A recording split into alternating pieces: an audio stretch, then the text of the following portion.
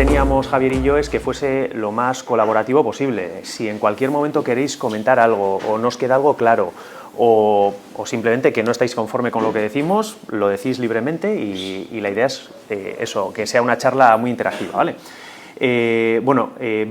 Hemos dividido la sesión en básicamente 3 apartados, que sería una pequeña introducción, que vamos a hablar de la historia de la esclerectomía profunda no perforante, algunas indicaciones, no nos vamos a enrollar mucho en esto porque la idea es que sea muy práctico, y nociones anatómicas básicas de cosas que vamos viendo según vamos haciendo nuestras disecciones. La segunda parte, que la llevaría Javier con unos vídeos espectaculares sobre la técnica en sí, ¿no? Cómo intentar hacer una técnica que sea exitosa y que intentar evitar que haya complicaciones durante la cirugía. Y luego la última parte, que la voy a llevar yo, es de complicaciones de la cirugía no perforante, tanto intraoperatorias o situaciones que no son agradables que se nos den, como situaciones que pueden haberse complicado en el postoperatorio y bueno, cómo intentar resolverla. Aquí presentamos vídeos y yo voy a presentar vídeos con técnicas de las que me siento orgulloso y otras que no me siento tan orgulloso, pero al final de esas técnicas en las que las cosas no han ido tan bien, pues aprendemos todos, ¿no? Entonces, indicaciones de la técnica. Bueno, creo que tenéis experiencia algunos en esclerectomía profunda no perforante, o bueno, las indicaciones de la técnica de la no perforante, pues es una técnica que puede llegar a bajarnos mucho la presión intraocular. Y estas indicaciones son, como todos conocéis, que haya una progresión estructural funcional, que haya un paciente, aunque sea hipertenso ocular, pero que no se le controla la tensión ocular, aunque no tenga un defecto campimétrico, pero que tiene muchas papeletas de que pase, y dices, ¿para qué le vamos a ofrecer una técnica que no es tan hipotensora cuando podemos ofrecerle una técnica que le puede bajar a largo plazo y mantener tensiones bien controladas? Aquellos pacientes que se augura que no son buenos cumplidores, pues bueno, se le puede ofrecer una técnica de estas características. Las guías nos hablan de ¿cuánto tenemos que bajar la tensión? Y dicen, bueno, pues si es un daño leve, pues 20, si es un daño moderado, 15, 10, 13, pero realmente tenemos que intentar buscar tensiones que sean relativamente bajas, porque la tendencia natural de muchas de las cirugías filtrantes limbares es que haya una fibrosis con el tiempo y una reducción en la eficacia. Por lo tanto, si podemos optar por una cirugía que sea hipotensora, que sea bastante hipotensora, pues bueno, tenemos aquí una de las opciones. Algunos casos pueden requerir una reducción muy importante de la presión intraocular, sobre todo glaucomas normotensivos. Sabemos que las técnicas en general, cuando partimos de tensiones muy altas, a veces conseguir una reducción importante es más fácil que cuando partimos de tensiones más bajas. Y además es que esto es como jugar a la 7,5. Si nos pasamos de frenada, a veces conseguimos una cosa que el paciente no tenía antes y se la hemos generado nosotros, una hipotonía clínicamente significativa que no es nada agradable y que tenemos que resolver.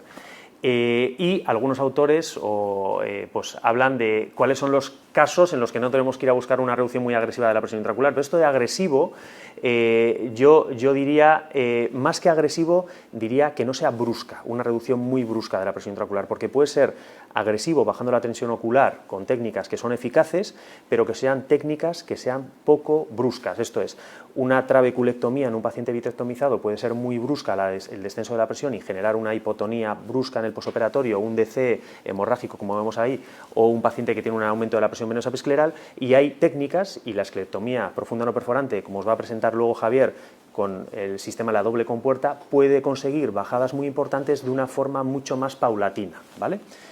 Y eso es lo que intentamos, bajar la tensión a largo plazo, pero intentar que no haya brusquedad. En cuanto a qué explicar a los pacientes, pues bueno, es una técnica que, aunque vamos a hablar de muchas de sus virtudes, está expuesta a serias complicaciones como cualquier cirugía filtrante limbar.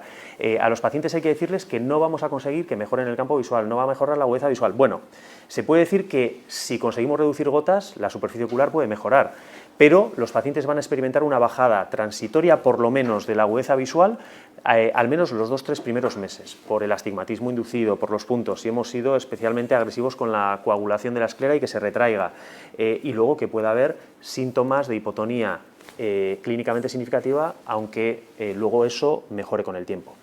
Y hay 2 grandes grupos así de técnicas, como yo lo puedo enfocar, corrígeme si me equivoco, que serían nuevas técnicas de drenaje, trabeculectomía, dispositivos de drenaje, Express, Pressure Flow, una serie de dispositivos que mandan el flujo de humor acuoso al espacio subconjuntival, y otras que intentan restablecer flujos propios, el flujo propio de la vía trabecular convencional, como la viscocanalostomía, la canaloplastia, dispositivos intracanal, y en medio podríamos ubicar la esclerectomía profunda no perforante, porque fundamentalmente hace una dirección del flujo hacia el espacio subconjuntival y supracoroideo, pero parte de esa circulación de humor acuoso podría redirigirse hacia el canal de Slem en las aberturas que hemos hecho en los laterales, con lo cual ahí podríamos incluso reavivar un poquito el flujo trabecular normal. Estábamos hablando antes de la historia de la esclerectomía profunda no perforante, ¿cuándo surge esto? Entonces os voy a hacer un pequeño recuerdo histórico. Y Krasnov en el 62, ahí Walker empiezan a diseñar una técnica que es la sinusotomía, que luego se evoluciona hacia la trabeculectomía no perforante, que hablaremos ahora un poquito de ella.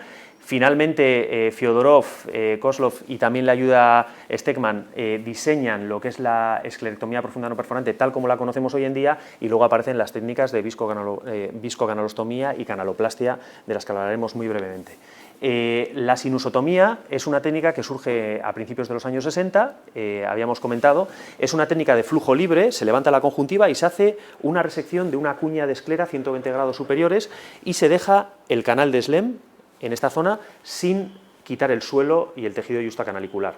El autor que diseña la técnica pues habla de buenos resultados, pero no define cuáles eran los buenos resultados. Entonces la gente tampoco estaba muy convencida porque dice, bueno, sí, es eficaz, pero ¿qué es lo que consigues? Era difícil. Eso es. Todavía el microscopio quirúrgico no estaba muy desarrollado. Y luego después vino la trabeculectomía. Ahí está.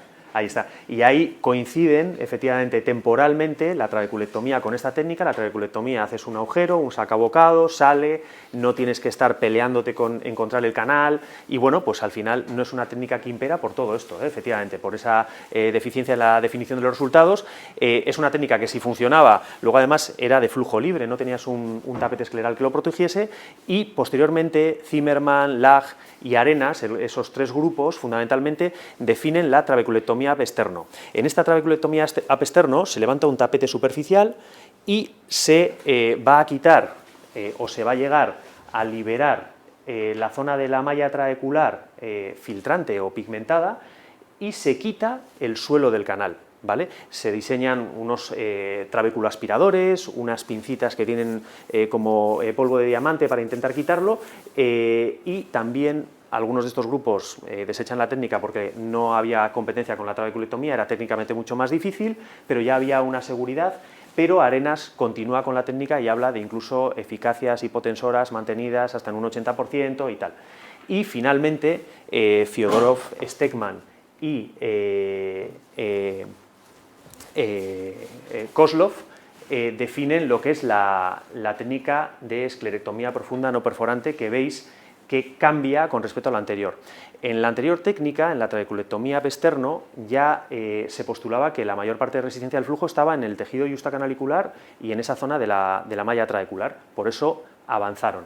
Sin embargo, los autores que definen esta técnica empezaron a ver que la zona que más filtraba es la trabecular no filtrante y la de Stemet, porque son parcialmente permeables, y cuando tú estás haciendo la ventana vas viendo, hasta que quitas el tejido justacanalicular, que lo que más te está filtrando es la parte de arriba. Entonces, por eso avanzan en esa disección haciendo una ventana no trabecular, sino trabéculo-descemética, sobrepasando la línea Schwalbe, y es la que hoy en día pues impera. Stegman, pues intentando conseguir efectos de, digamos, evitando la fibrosis, esta difusión del humor acuoso al espacio subconjuntival y buscando una repermeabilización o una vigorización de las vías naturales, diseña la viscocanalostomía. Entonces, lo que se hace es, con unas cánulas específicas, se dilata el canal de Slem, 4 o 5 milímetros, y con esto se consiguen tres aspectos fundamentalmente. Dilatarlo, se producen unas microroturas en el canal que hacen que se aumente la filtración a nivel de las vías convencionales, y luego la filtración propia de una ventana trabeculoestemética, que luego se recanaliza hacia ciertos... Se puede hacer con una cánula de 30. Eso es. Sí. Decirlo porque muchas veces una de las cosas que también se achacó a la no perforante era la necesidad de material específico. Con la experiencia hemos visto que realmente no hace falta material, o sea, lo que tenemos que tener pinzas buenas. que eso muchas veces luego no abunda. Exactamente. Pero con una cánula de 30G se puede canalizar perfectamente el canal de Slen. Eso es, siempre con viscoelástico de alta densidad, teniendo mucho cuidado, apoyándose para no rasgar la ventana, pero efectivamente, lo que estabas comentando antes, que incluso, ¿qué pinzas de Mermud? Bueno, pues unas pinzas de Capsulorhexis que también podría. La pinza de Mermud va mejor, pero no siempre tienes una... Exactamente.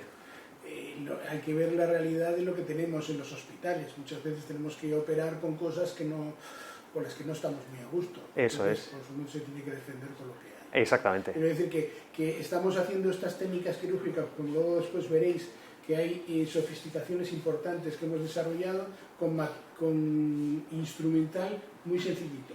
No hace falta irse a comprarse cosas muy extrañas, ¿vale? O sea, que es accesible lo que habían comentado, incluso yendo a países en vías de desarrollo, es una técnica que puede imperar perfectamente, porque no necesitas un gasto, es muy sostenible esta técnica.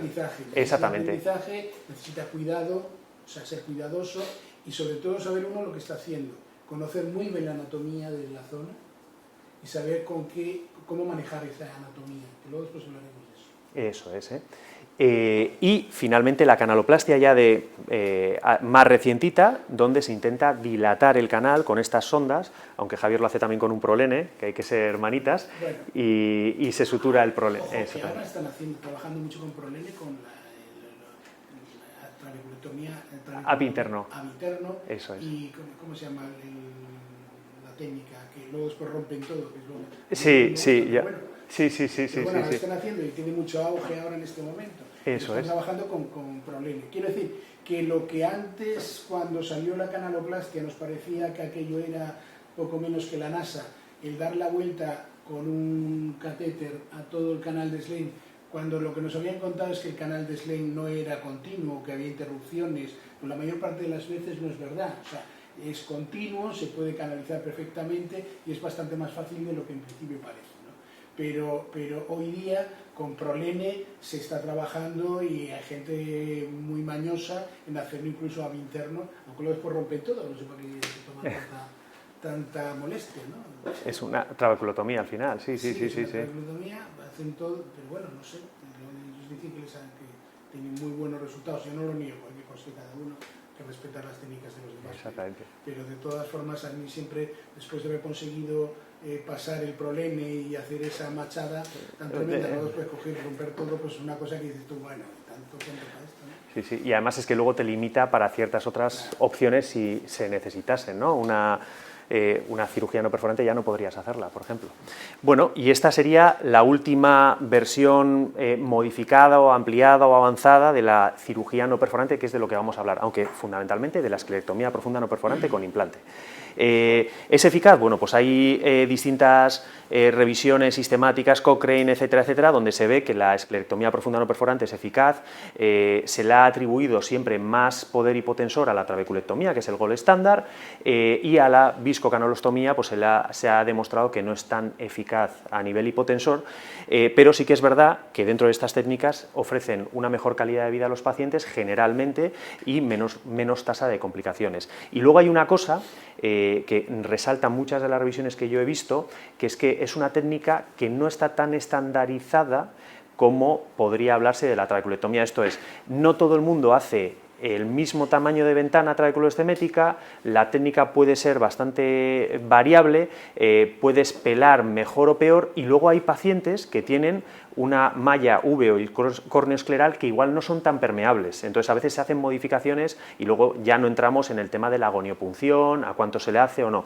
Entonces es una técnica en la que no es tan fácil homogeneizar los resultados como para poder compararlos con otras técnicas. Yo creo que ahí la mayor parte de los artículos de revisión pecan de eso, de que es una técnica que no es tan fácilmente homologable. En cuanto a la eficacia y seguridad, bueno, pues como comentaba, hay artículos para todo, menos eficacia, pero bueno, sí que tiene una eficacia, un perfil bastante similar hipotensor a la trabeculectomía, y los resultados parece que podrían ser menores, pero como estábamos comentando antes, siempre que se conozca bien la técnica y que se manejen los resultados, las complicaciones. Al final no es tanto el que nos salga la cirugía perfecta, sino que si se produce una complicación, cómo la tenemos que abordar, ¿vale? ¿Cuál es el candidato ideal para esta técnica? Pues, a ver, lo ideal, un paciente que tiene un ángulo abierto, abierto, que tiene una circulación normalizada, bueno, pues este sería el caso ideal, pero muchas veces no nos encontramos con estos casos. Son pacientes que tienen un ángulo un poquito aposicionado, le tenemos que hacer una cirugía combinada de catarata, etcétera, etcétera. Y para poder indicar bien un paciente tenemos que ver bien el ángulo, pero no vale una clasificación indirecta, hay que asomarse.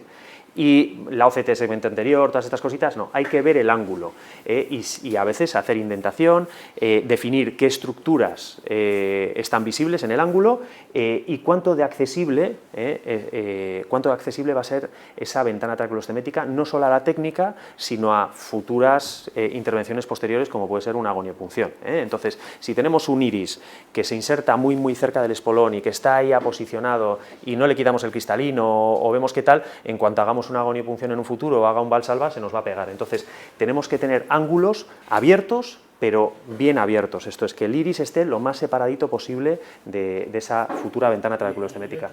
Sí. Al hilo de esto, lo digo por experiencia personal.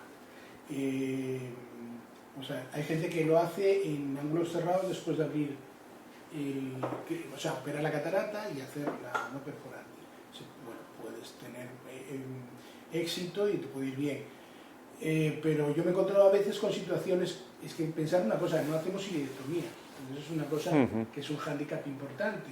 Si no somos capaces de mantener una buena cámara anterior, que es una de las cosas en las que insistiremos a posteriori, vamos a tener muchos problemas de aposición del iris a la ventana traqueostomética y eso va a ser un engorro en el posoperatorio tremendo. Entonces no pasa nada, en un momento determinado tengo un ángulo estrecho, una traqueotomía y se ha acabado. O sea, quiere decir que la trabeculectomía, no es que nosotros no somos talibanes, yo sigo haciendo trabeculectomía cuando tengo que hacer la trabeculectomía y cuando tengo un ángulo abierto que me permite hacer una no perforante, pues hago una no perforante. Pero es una tontería ponerse a hacer en un ángulo estrecho, aunque operes la catarata, una no perforante, porque a veces te la juegas en el posoperatorio y después de que lo has operado y que tienes todos los problemas es cuando dices, ¿por qué no lo habré hecho nada? Exactamente, ¿vale? Exactamente. Yo creo que es un salto, además, de saltar de la nada a la no perforante. Yo creo que tienes que hacer un paso claro, formativo sobre la traqueotomía. La traqueotomía es un básico antes de empezar a hacer la esclerotomía profunda no perforante, porque nos vamos a encontrar conversiones a traqueotomía o pacientes que, al final, si controlas mucho una técnica, pero no la otra versión en pacientes con ángulo estrecho, al final te vas a obcecar y vas a indicar muchas más no perforantes de las que igual deberían estar indicadas, efectivamente. Y luego después un prolapso de iris, es un engorro tremendo y al final muchas veces te obliga a meterte otra vez en el quirófano. Entonces, saber cuándo no tienes que hacer una perforante. Yo creo que eso también es una cosa exactamente. que debe existir, ¿no? Eso o es. sea, en un ángulo estrecho no hacer una perforante, es una tontería. Eso es. Sobre todo en iris en meseta. Ahí está. Un iris en meseta. Por lo tanto, lo que hay que hacer, desde luego yo no recomendaría a nadie hacer una no perforante si antes no maneja la agonioscopia. O sea, yo sé que hay gente por ahí que hace glaucoma y no hace agonioscopia. Bueno, pues eso es un error enorme y más en este tipo de técnicas quirúrgicas. Tenemos que conocer perfectamente cómo es el ángulo del paciente antes de decidir hacer una no perforante, porque vamos a dejar el iris ahí, no vamos a hacer una iridectomía y eso es de capital importancia. Exactamente. ¿Vosotros soléis hacer gonioscopia en consulta? Sí, ¿no? ¿Qué lente usáis? Yo uso la G4, la de Walk. Ajá. Muy bien. Sussman, ¿no? Sí. A mí me gusta mucho la Sussman, ¿eh? No tienes que poner gonioftal, apoyas, tal y... Es que sí, vamos a ver, la gente que dice que hace gonioscopia con la de Goldman realmente no la hace. Sí. Porque es imposible tener 25 pacientes o 30 pacientes una mañana y hacerles gonioscopia a todos, que se la tienes que hacer antes, que después es un engorro porque te queda el ojo totalmente lleno de gonioftal, al final no la hacen. Exactamente. ¿Entiendes? O sea, la haces si tienen una Posner, si tienen una no conozco la tuya, pero bueno... La de Volk, Sussman, sí. La de Sussman... Es muy parecida, tiene la versión con borde y la versión sin borde. Exactamente. Pero hay que hacerla a todos los pacientes. Yo, mis residentes no hacen la rotación conmigo si previamente no se ha comprado una lente de Posner. O sea, es que les prohíbo que hagan la rotación conmigo. ¿Por qué? Porque primero, yo al mío no se la dejo porque ya me han jorobado una o dos y no estoy yo dispuesto a poner yo dinero encima. Pero no, es que después quiero que ellos hagan gonioscopia. Claro. Y puedo decir con orgullo que mi hospital ahora tengo muchos residentes que están en primaria, en oftalmología general, que ven el ángulo y que me pasan muchos pacientes con cierres angulares o con ángulos estrechos y que muchos de ellos les curamos el glaucoma. Realmente es el glaucoma que puedes curar. Porque antes de que se produzca la lesión en el nervio óptico, si tú solucionas el problema del cierre angular, pues es un glaucoma que has curado. Pero los otros glaucomas no se curan, pero este sí. Sí, efectivamente. Previenes el cierre, eso es. Sí. Entonces, siempre, como insistíamos, siempre ver las estructuras. El tema del iris en meseta, la forma del iris, si es convexo, si está más engrosada la zona periférica, porque nos puede prevenir algún disgusto. Entonces, ángulos abiertos, evitar ángulos estrechos, evitar cierres neovasculares, cierres angulares, por supuesto, y esos iris en meseta, cuidadito con ellos porque nos pueden dar más de una sorpresa. Además es que no vamos a hacer iriectomía, es que no sabemos si es un síndrome o una configuración iris en meseta, no tiene una iriectomía previa, hacemos una no perforante y nos encontramos una talamia y eso ya es mucho más abierrado de controlar. La OCT de segmento anterior, el que la tenga me parece muy bien, es a nivel cualitativo para una indicación quirúrgica, nos puede dar mucha información, nos puede dar un montón de datos para presentar, para tal, pero no es imprescindible para hacer una buena indicación, ¿vale? Y la BMU, en pacientes que tengamos sospecha de este síndrome de iris en meseta, pues podemos hacer una BMU para salir de dudas. Las indicaciones, desde mi punto de vista, glaucomas crónicos de ángulo abierto y también de depósito, pseudosfoliativos. Los afáquicos, como todo, van a tener más riesgo de fibrosis, pueden darnos más problemas, los uveíticos, por supuesto, también, y podría haber otras indicaciones distintas porque aquí vamos a tener más riesgo de que haya una fibrosis de la cirugía filtrante y por recesión angular en principio tiene que haber un colapso de la ventana o de la malla uveoí córneo-escleral porque se han soltado las fibras del músculo ciliar anterior, del músculo longitudinal del cuerpo ciliar, pero yo tengo experiencia, no sé si tiene recesiones angulares con no perforantes o con traves. Eso es, y pueden ir bien, siempre seleccionar en qué zona. Enfermedades de depósito, dispersión de pigmento, amiloidosis, las recesiones angulares, esas zonas de desinserción, ahí tenéis imágenes de cómo se ve un ángulo con una desinserción, con una recesión angular, y son pacientes en los que podría estar indicado, pero tendremos que evitarlo en pues, este tipo de ángulos, cierres sinequiales reptantes, en glaucomas neovasculares, disgenesias del segmento anterior, alteraciones congénitas como esta, Axenfeld-Rieger, todos estos pacientes no son buenos candidatos. Ahí tenemos que pensar en otras opciones, los síndromes irido-corneoendoteliales, pues todas estas indicaciones no irían bien. Y luego saber que tanto esta técnica como una trabeculectomía pues seguramente no van a ir bien en estos pacientes, ¿vale? Entonces ahí tendremos que pensar en otras opciones, incluso procedimientos ablativos o diodos en pacientes en los que el ángulo no da de sí. Y si tenemos el ángulo totalmente desestructurado por una queratoprótesis de Boston. Entonces aquí ya entre la conjuntiva y la queratoprótesis de Boston y el ángulo, pues no vamos a encontrar nada. Y ya pasamos a un pequeño repaso anatómico de cosas que vamos viendo, aunque luego Javier os lo va a presentar muy claro cada detalle y cuáles son las estructuras que tenemos que encontrar a nuestro paso.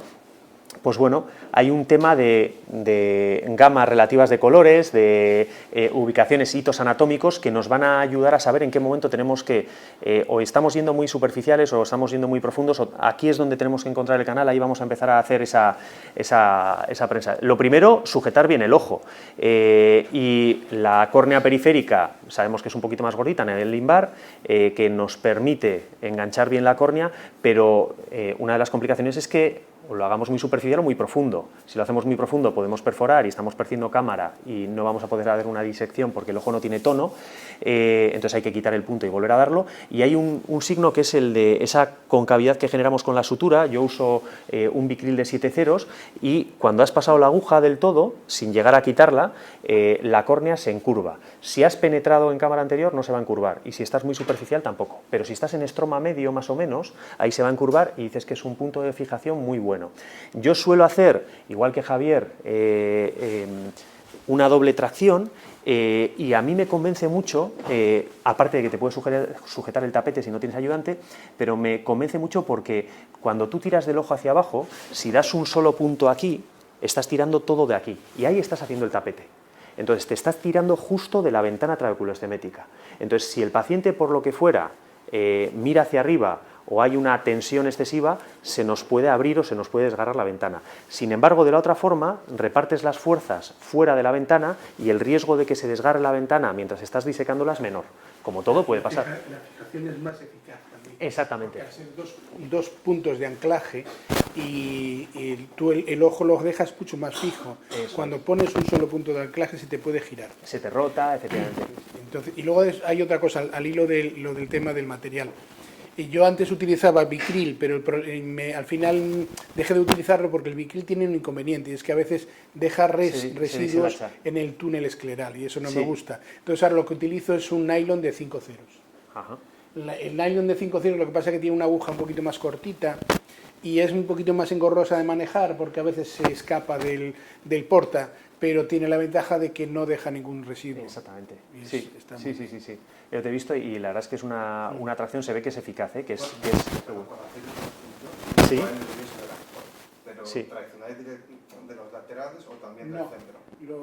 Por lo menos yo lo que hago es una especie de asa larga, queda como una especie de lazada, ¿vale? Y luego después queda un punto que lo sujeto al paño. El paño lo sujeto después con 3 clamps que he comprado en Amazon. Luego, si queréis, os digo, porque antes lo sujetábamos, era un poquito engorroso, las enfermeras se enfadaban siempre conmigo y yo con ellas, porque había que sujetarlo con el esparadrapo, luego nunca quedaba bien sujeto. Desde que descubrimos el truco del clamp, son unos, se llaman sargentos también, no sé si sabéis lo que son una especie de pinzas un poquito fuertes, pero estas son chiquitinas, luego os digo os puedo enseñar dónde las he conseguido, que es en Amazon, y además son baratas, por 6 euros 12 pinzas. Eso suena a AliExpress, No, bueno, no sé si, pero me las conseguí en Amazon, y ahora, desde entonces las enfermeras me adoran, ahora, porque hacen clac, clac, clac, ya está, conseguidas. Y entonces con el paño firme, entonces sujetas al paño, que esté bien firme, el punto. Entonces te queda perfectamente quieto. Es lo mismo que cuando vais a cortar y hacer bricolaje en casa y vais a cortar una tabla, si no la sujetáis es imposible que podáis cortar bien. Pues esto igual, o sea, para cualquier maniobra que tengáis que hacer en el ojo, tallados, lo que sea, si el ojo no está firme, bien sujeto, pues os va a bailar, no vais a hacer nunca nada bien hecho. Y entre punto y punto, bueno, he visto, hay gente que deja la seda o el nylon así para sujetarse el tapete. Claro. Eso Eso fue una cosa que descubrí ya hace muchos años, en su momento cuando pasé, porque antes cuando utilizaba el Vicryl, hacía un punto muy largo, pero central, ¿vale? Porque la aguja es mucho más larga. Y entonces jugaba también con la deformidad de la córnea y todo eso. Pero claro, al pasarme al nylon de 5 ceros, como la aguja es más cortita, no podía hacer ese punto largo. Entonces empecé a hacer uno aquí y otro aquí. Y entonces me di cuenta que quedaba unas en medio y digo, oh, estupendo. Y entonces ahí empecé a meter... O sea que te viene cómodo. Es que a mí me da la sensación de que me chafa mucho el ojo en esa zona. Que te lo aprieta. Hombre, no tiene por qué. Sí. Está bien. Luego después verás en los vídeos que no. Eso es. Luego depende de, claro, la tracción que ejerzas hacia abajo, pero bueno, yo creo que es medir también un poquito la tensión. Sí. ¿Haces con retrobulbar, con peribulbar? Con peribulbar, vale. Sí. Yo, te entiendo, que, o sea, que en la zona del asa, como que te deprime. Sí, exactamente. Pero lo que tienes que... Yo lo estoy haciendo también, de la propia tracción hacia ahí, de manera que se quedan dos... Pero tú le haces una paracentesis al ojo y rellenas bien la cámara para dejar el ojo bien a tensión. Si el pseudofáquico y empiezo por ahí la cirugía, no, en ese momento no. ¿Y por qué no? Lo hago, o sea, descomprimo el ojo a la hora de... Es que una de las cosas que tienes que hacer, aparte de sujetar bien el ojo, es que el ojo esté durito y firme para poder trabajar. Para que te hunda ese punto, tienes que tener el ojo blando. Y si estás trabajando con el ojo blando, no puedes hacer las cosas bien. Claro, yo trabajo, si el ojo está estanco y pseudofáquico, no tengo que hacer nada más. Pues hazle una paracentesis siempre, porque durante la cirugía habrá momentos en los que te interese trabajar con el ojo duro y otros a lo mejor no tan duro, y manejas un poquito las presiones. Entonces, una paracentesis, yo no sé si tú la utilizas, pero sí, yo siempre utilizo paracentesis en todos. Cuando llego al espolón, pues ya, bueno, sí. No, pues ahí es otro error que luego después veremos, porque cuando tú cuando bajas la tensión en ese momento, luego después no sabes nunca si has perforado, has microperforado o qué es lo que ha pasado. Eso es un concepto que se puso de moda en cierto momento para no perforar, pero es que realmente no sabes. ¿Y luego utilizas en ese momento cuchilletes con punta o son puntiagudos? No, utilizo el mini Crescent. El mini Crescent, bueno, bien. Pero de cualquiera de las maneras, en ese momento, si tú tienes el ojo hipotónico, no sabes nunca si has perforado o no has perforado. Claro. Vale. Luego lo veremos en los vídeos, que me estoy adelantando. Sí, ¿vale? sí, pero sí que es verdad que yo lo de la paracentesis antes era, conceptualmente, pues una no perforante no voy a perforar, si es una cirugía exclusivamente en un paciente pseudofáquico o un fáquico, pero cada vez soy más de hacer una paracentesis pronto, porque es que si te encuentras cualquier problema para rellenar, para tal cual, ya la tienes hecha. Si luego te quedas con el ojo hipotono, no la has hecho, si es fáquico, le vas a hacer una paracentesis a un paciente fáquico sin cámara, le pinchas el iris y no le haces una paracentesis eficaz. Entonces yo soy pro hacerla ya de entrada, el tema de la paracentesis, que siempre te ahorras sustos. Bueno, la disección conjuntival. Yo cuando disecamos levanto la conjuntiva, saber que la tenón está un poquito más atrás, el músculo recto superior, cuando disecamos la parte más posterior me pego más a la conjuntiva que a la esclera para no lesionarlo, y luego en los laterales me pego bien a la esclera para hacer unos buenos bolsillos laterales, para que difunda. Ahí veis cómo la inserción de la tenon está más o menos a 1,5 milímetros, 2 milímetros del limbo anatómico, y luego hablamos de la anatomía. Entonces aquí hay un concepto que luego lo va a desarrollar muy bien Javier, que es el tema de, y me encanta ese término acuñado por él, que es la gonioscopia apexterno. Esta gonioscopia apexterno es intuir, sin estar viendo las estructuras directamente, por los resaltes, por las comparaciones de los colores, qué estructura gonioscópica hay debajo del tallado de tu tapete. Entonces, bueno, tenemos la línea de Schwalbe arriba, que nos va a separar, nos va a delimitar el borde más anterior de la malla trabecular, donde empieza el endotelio, y luego tenemos aquí, en esta parte, lo que es el trabeculum. El trabeculum, que empieza desde más o menos el espolón escleral, banda ciliar, aquí empieza la malla uveoescleral, la corneoescleral, el tejido justacanalicular, y tenemos la malla trabecular, la porción filtrante, mal llamada, y la filtrante o pigmentada, que estaría justo delante del canal de Slem. Seguido de los vasos colectores, la raíz del iris, tenemos el pliegue marginal de Fuchs y esta parte que no está totalmente endotelizada o epitelizada, que permite que haya una filtración hacia atrás. Luego tenemos los procesos iridianos, que no tenemos que confundirlos con el tema de estos procesos iridianos, que no podemos confundirlos con sinequias, y son, restos anatómicos que han quedado de un origen, de un ligamento que tienen los roedores, que son los ligamentos pectinados, pero que son variantes anatómicas normales. Aquí podéis ver que la malla trabecular realmente es un triángulo con su base en el espolón escleral, que estaría en esta zona, la malla uveoescleral, corneoescleral y el tejido justacanalicular, que el vértice del triángulo lo tenemos ahí justo donde está, la línea de Schwalbe. Aquí vais a ver que la malla trabecular se hace más densa según nos vamos acercando al canal de Slem. Y aquí podéis ver unas vacuolas gigantes, que son las que transmiten el humor acuoso por una circulación directa hacia el canal de Slem. Estas son unas imágenes cedidas de la doctora Galdós, donde podéis ver con microscopía electrónica cuál es este es el canal de Slem. Aquí tenemos estas uniones estrechas del endotelio con estas vacuolas gigantes, que las podéis ver un poquito mejor aquí. Hay uniones estrechas entre las células endoteliales, y aquí hay un concepto que no lo vamos a ver en la cirugía, pero se pueden intuir algunas cosas, que son estos espacios vacíos por los que circula, es la circulación pasiva del humor acuoso, y que parte de la circulación activa está vehiculizada por estas vacuolas gigantes. Se van a depositar fibrillas que van a determinar la resistencia del tejido cribiforme o del tejido justacanalicular, que son fibrillas derivadas de las fibras elásticas y de las envolturas de estas fibrillas elásticas, que luego lo vais a ver en pacientes con glaucoma. Aquí veis la pared externa y la pared interna del canal. aquí tenéis el canal de Schlemm, esto es colágeno más denso, y en la parte de abajo estos espacios vacíos, que cuanto más vacíos estén, significa que el paciente va a tener una mejor filtración o va a ser más fisiológico. Y cuando nos acercamos, y luego que estas células cribiformes y las células trabeculares, que son unas unidades digamos, de células con colágeno, tienen capacidad fagocítica de melanina, que vais a ver que se puede ir acumulando a lo largo de toda esta pared interna del canal de Schlemm. ¿Qué es lo que sucede en pacientes con glaucoma? Pues que estos espacios vacíos, este es el paciente glaucomatoso, estos espacios vacíos se van a llenar de estas fibrillas, de material, de pigmento, las células cribiformes se hacen mucho más grandes, más gorditas y menos funcionales, y es uno de los mecanismos que tenían o por los que se definió que una de las mayores zonas de resistencia estaba ahí en la línea, en la lámina cribiforme o el tejido yustacanalicular.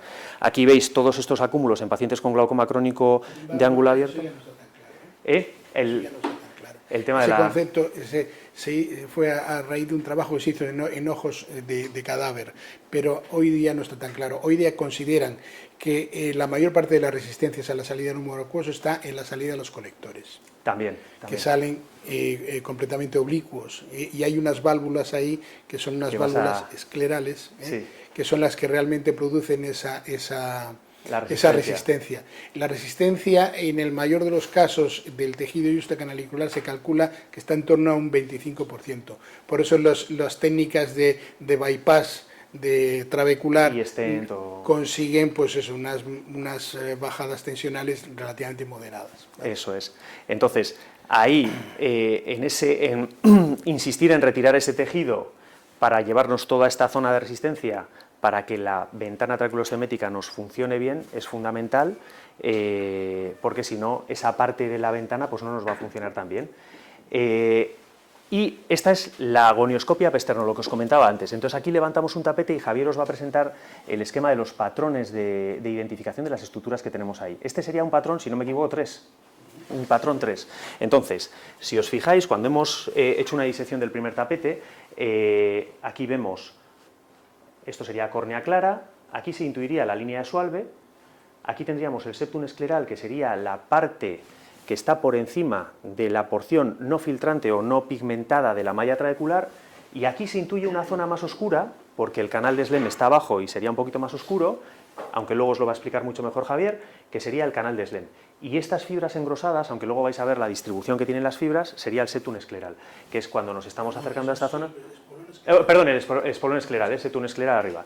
Este sería el espolón escleral. Estas fibras que están más, que serían más radial, o sea, son más tangenciales a la córnea y que tienen una distribución mucho más homogénea, como luego vais a ver en los planos de disección. Entonces, si esto lo llevamos a la cirugía, aquí tendríamos, a ver, si vamos haciendo estos cortes, luego ahí os enseñaré cosas que yo ya he dejado de hacer. Aquí vais viendo cómo se va presentando la línea de Schwalbe, que son a veces pequeños engrosamientos que hay de tejido escleral, esclerocorneal en la parte más anterior. Y esa línea de Schwalbe es la que tenemos que rebasar para conseguir una ventana trabéculo-destemética, si no nos quedamos en ventana trabecular exclusivamente, ¿vale? Bueno, el embriotoxón posterior. Mira, esto es algo que Javier acaba de comentar y yo cada vez que veo este vídeo, es un vídeo antiguo, me llevo las manos a la cabeza. ¿Cómo me metía con el cuchillete ahí? Porque ahí lo que puedes hacer es perforar. Pero ahí veis este engrosamiento blanquecino en esa zona, ahora lo vais a ver un poquito más claro. Veis aquí estas fibrillas, ¿no? ¿Las veis ahí? Bueno, pues estas fibras engrosadas... Fijaros en un detalle. ¿Dais cuenta que el cuchillete se mete en líquido? ¿Qué pasa cuando metéis un lápiz en un vaso con líquido? Que la imagen que veis no es la real, es la imagen refractada, pero realmente el lápiz está más abajo. Entonces, cuando estáis metiendo un cuchillete puntiagudo ahí, en líquido, realmente lo que estáis viendo no es la imagen real, la punta del cuchillete está más abajo, y es cuando podéis perforarlo. Entonces, por eso es mejor utilizar ahí cuchilletes de punta redonda y siempre cortando de arriba a abajo. Nunca de abajo a arriba, como os enseñaron al hacer esta técnica quirúrgica. Eso es. Vale. Eso es. Y ahí tenéis el tejido yustacanalicular, que lo retiréis siempre de la parte de abajo, pero una de las enseñanzas, vídeos de los que estoy menos orgulloso, meter un cuchillete ahí, porque es algo que no tenéis que hacer un cuchillete puntiagudo, ¿vale? Entonces, lo que comentábamos antes, meter o usar cuchilletes con bordes redondos como es este, por ejemplo, este Cresten. Aquí vais a ver otro engrosamiento, a ver si se ve.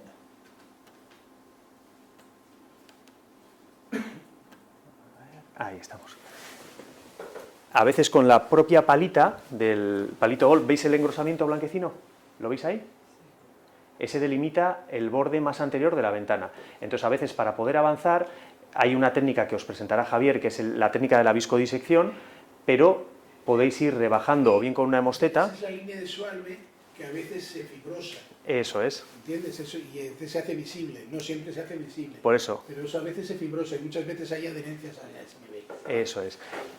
Eso es, como no es tan habitual verlo, Blanco, por eso os he traído estas dos imágenes, porque a veces cuando veis esa referencia blanquecina, es decir, ahí está la línea de Schwalbe.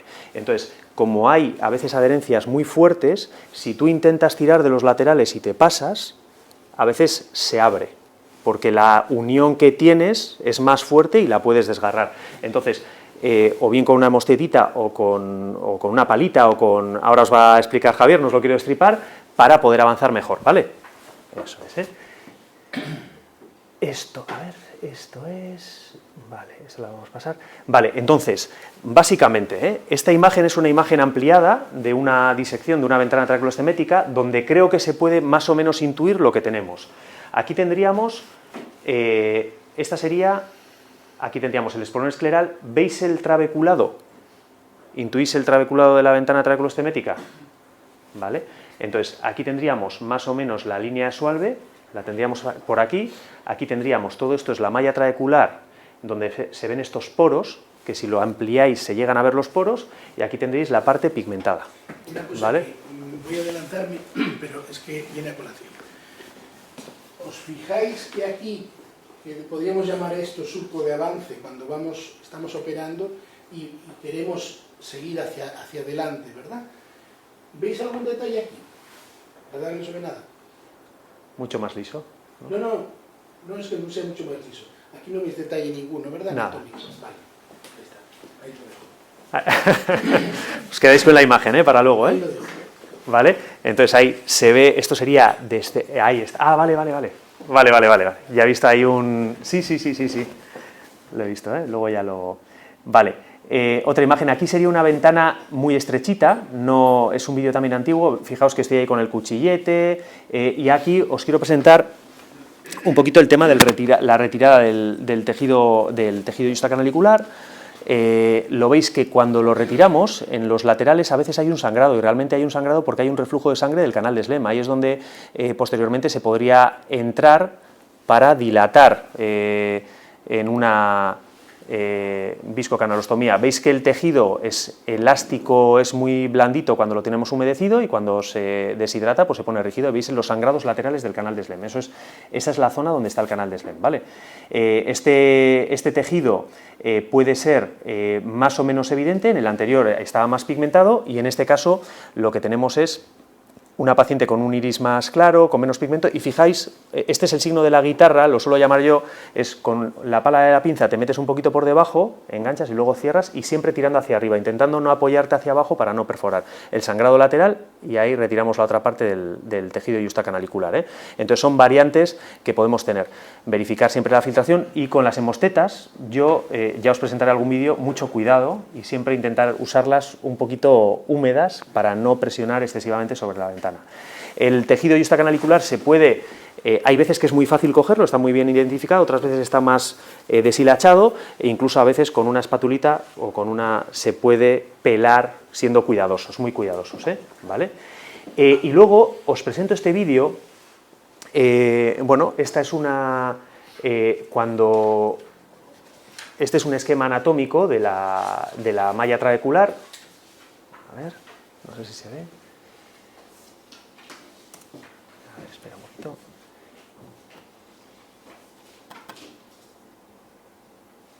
A ver si lo puedo poner, Bueno, pues ahí está. Bueno, más o menos ahí intuimos dónde está el canal. Entonces, Cuando estamos haciendo una disección, no sé si a vosotros os habrá pasado, llegamos al espolón escleral y nos podemos meter por aquí y llevarnos el techo del canal, que es lo más habitual, y después con la pinza cogemos el suelo y el tejido yustacanalicular, pero a veces pasa, ¿vale? Ahora os voy a enseñar, que nos metemos por lo que fuera por aquí y nos llevamos todo, ¿vale? Nos llevamos el suelo y seguimos por aquí, ¿eh? Entonces, en este caso vais a ver que, fijaos que aquí me he meto para quitar la sangre, para poder ver.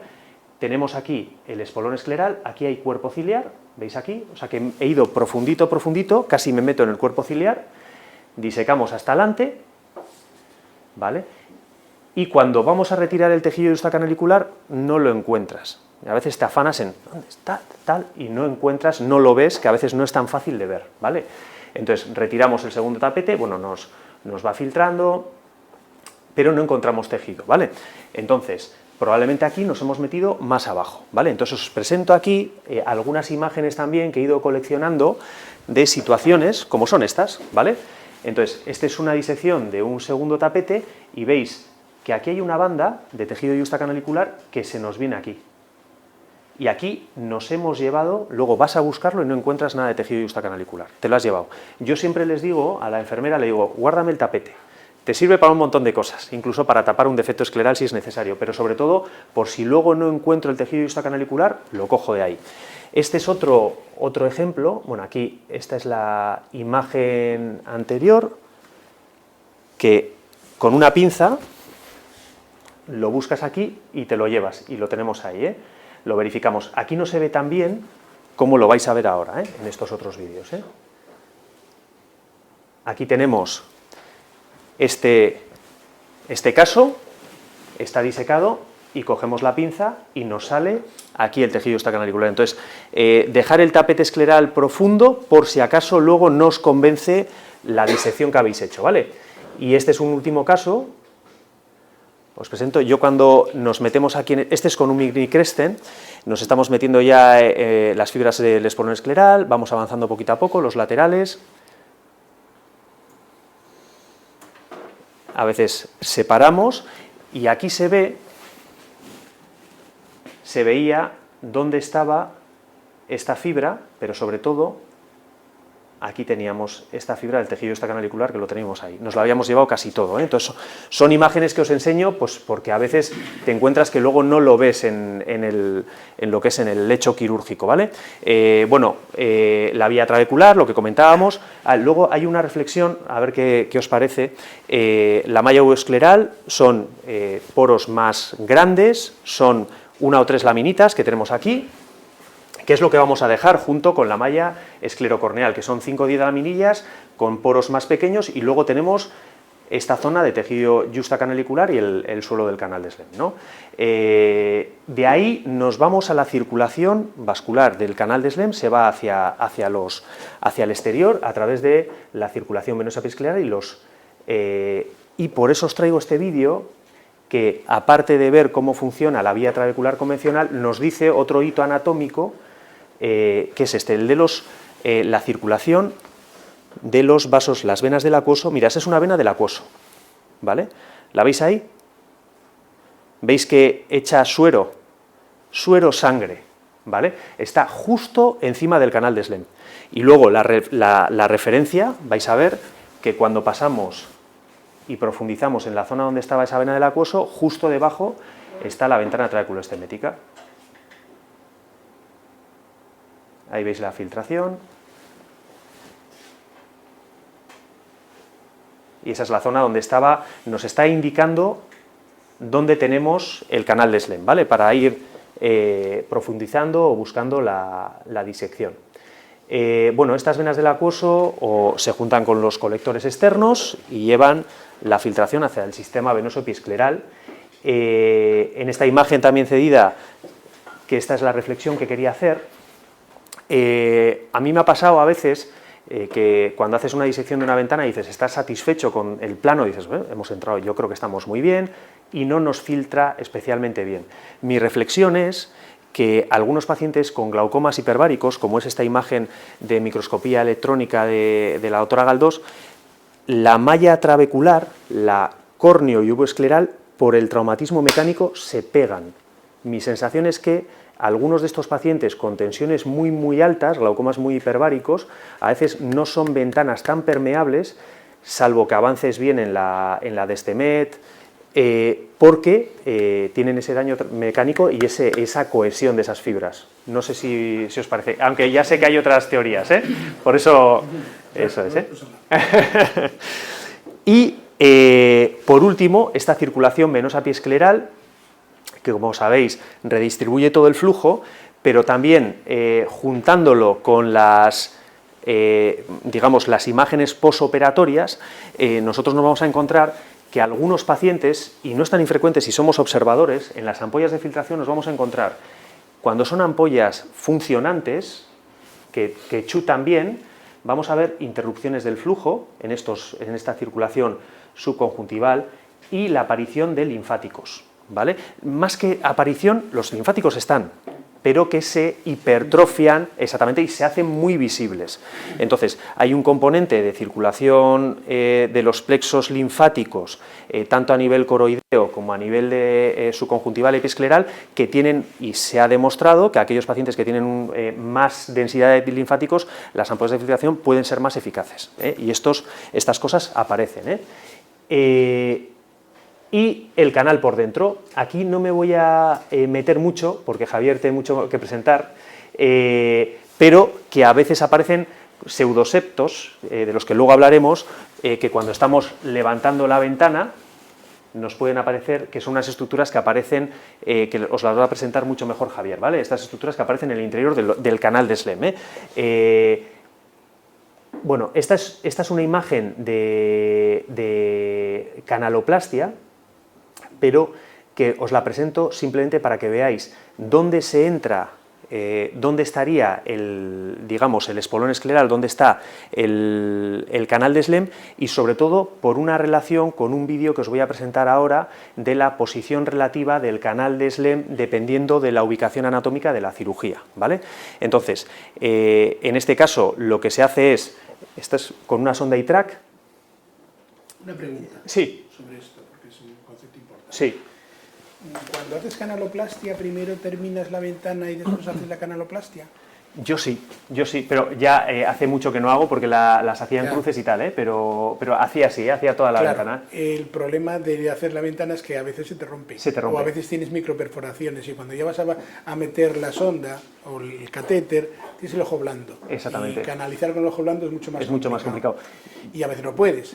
Entonces, lo que al final, y eso es una cosa que a mí me dijo Matías Grishaber, lo que pasa es que yo, mi inglés no es muy bueno y él me explicaba, y tampoco él es muy bueno explicando, y entre que él no explica bien y yo que no entiendo mucho, pues tampoco sabía muy bien porque lo decía, pero sí me decía una cosa por seguridad. Y entonces lo que él hacía, y que luego después al final le copié yo, y al final lo hago así, y al final entendí por qué hay que hacerlo, es hacer la canaloplastia nada más salir el canal de Slem. ¿Vale? Si tú haces la canaloplastia nada más salir el canal de Slem, es muy difícil que rompas la ventana, tienes que ser muy animal. Sí. Pero tal y como lo has hecho tú, es muy fácil romper la ventana. Claro. Entonces, si realmente queréis hacer canaloplastia, hacer la canalización del canal, nada más abrir el canal de Slem. Y después de que hagáis toda la canalización, entonces completáis la ventana. Sí. Vale, ahí, es importante. Ahí está, sí. Yo hice un training de canaloplastia con la doctora Kane de Estados Unidos, y la verdad es que ella proponía hacer la ventana hasta arriba, pero sí que es verdad que es muy buena, pues es muy buena idea, seguro, es menos, es mucho más y luego seguro amplías la ventana además, y ya está. Y además que después de que has colocado el cerclaje, como el cerclaje te echa hacia abajo la ventana, encima te ayuda. Exactamente. Sí. Muy bien. Pues esta imagen de canaloplastia es para tener en cuenta este otro dato anatómico, que es el de este vídeo. Cuando estamos haciendo lo estándar, hacer a las 12 horas, la cirugía no perforante, cualquier cirugía filtrante la hacemos a las 12 horas arriba, y este es el motivo por el que es interesante hacerlo a las 12 horas. A ver si me deja el vídeo. No me va a dejar. Ah, vale. Esto es. Vale. Y es por lo siguiente. Cuando nosotros estamos haciendo una disección de un tapete profundo y nos estamos yendo de las 12 horas, nos vamos o bien hacia nasal o bien hacia temporal, os vais a fijar que cuando llegamos, el espolón escleral nos lo encontramos mucho más hacia atrás o menos cerca del limbo anatómico que cuando estamos más lejos de las 12 horas. Según nos vamos lejos de las 12 horas, nos vamos acercando hasta un extremo de encontrarnos con espolones esclerares muy altos cuando estamos muy nasales o muy temporales. Entonces, esto se debe a esto.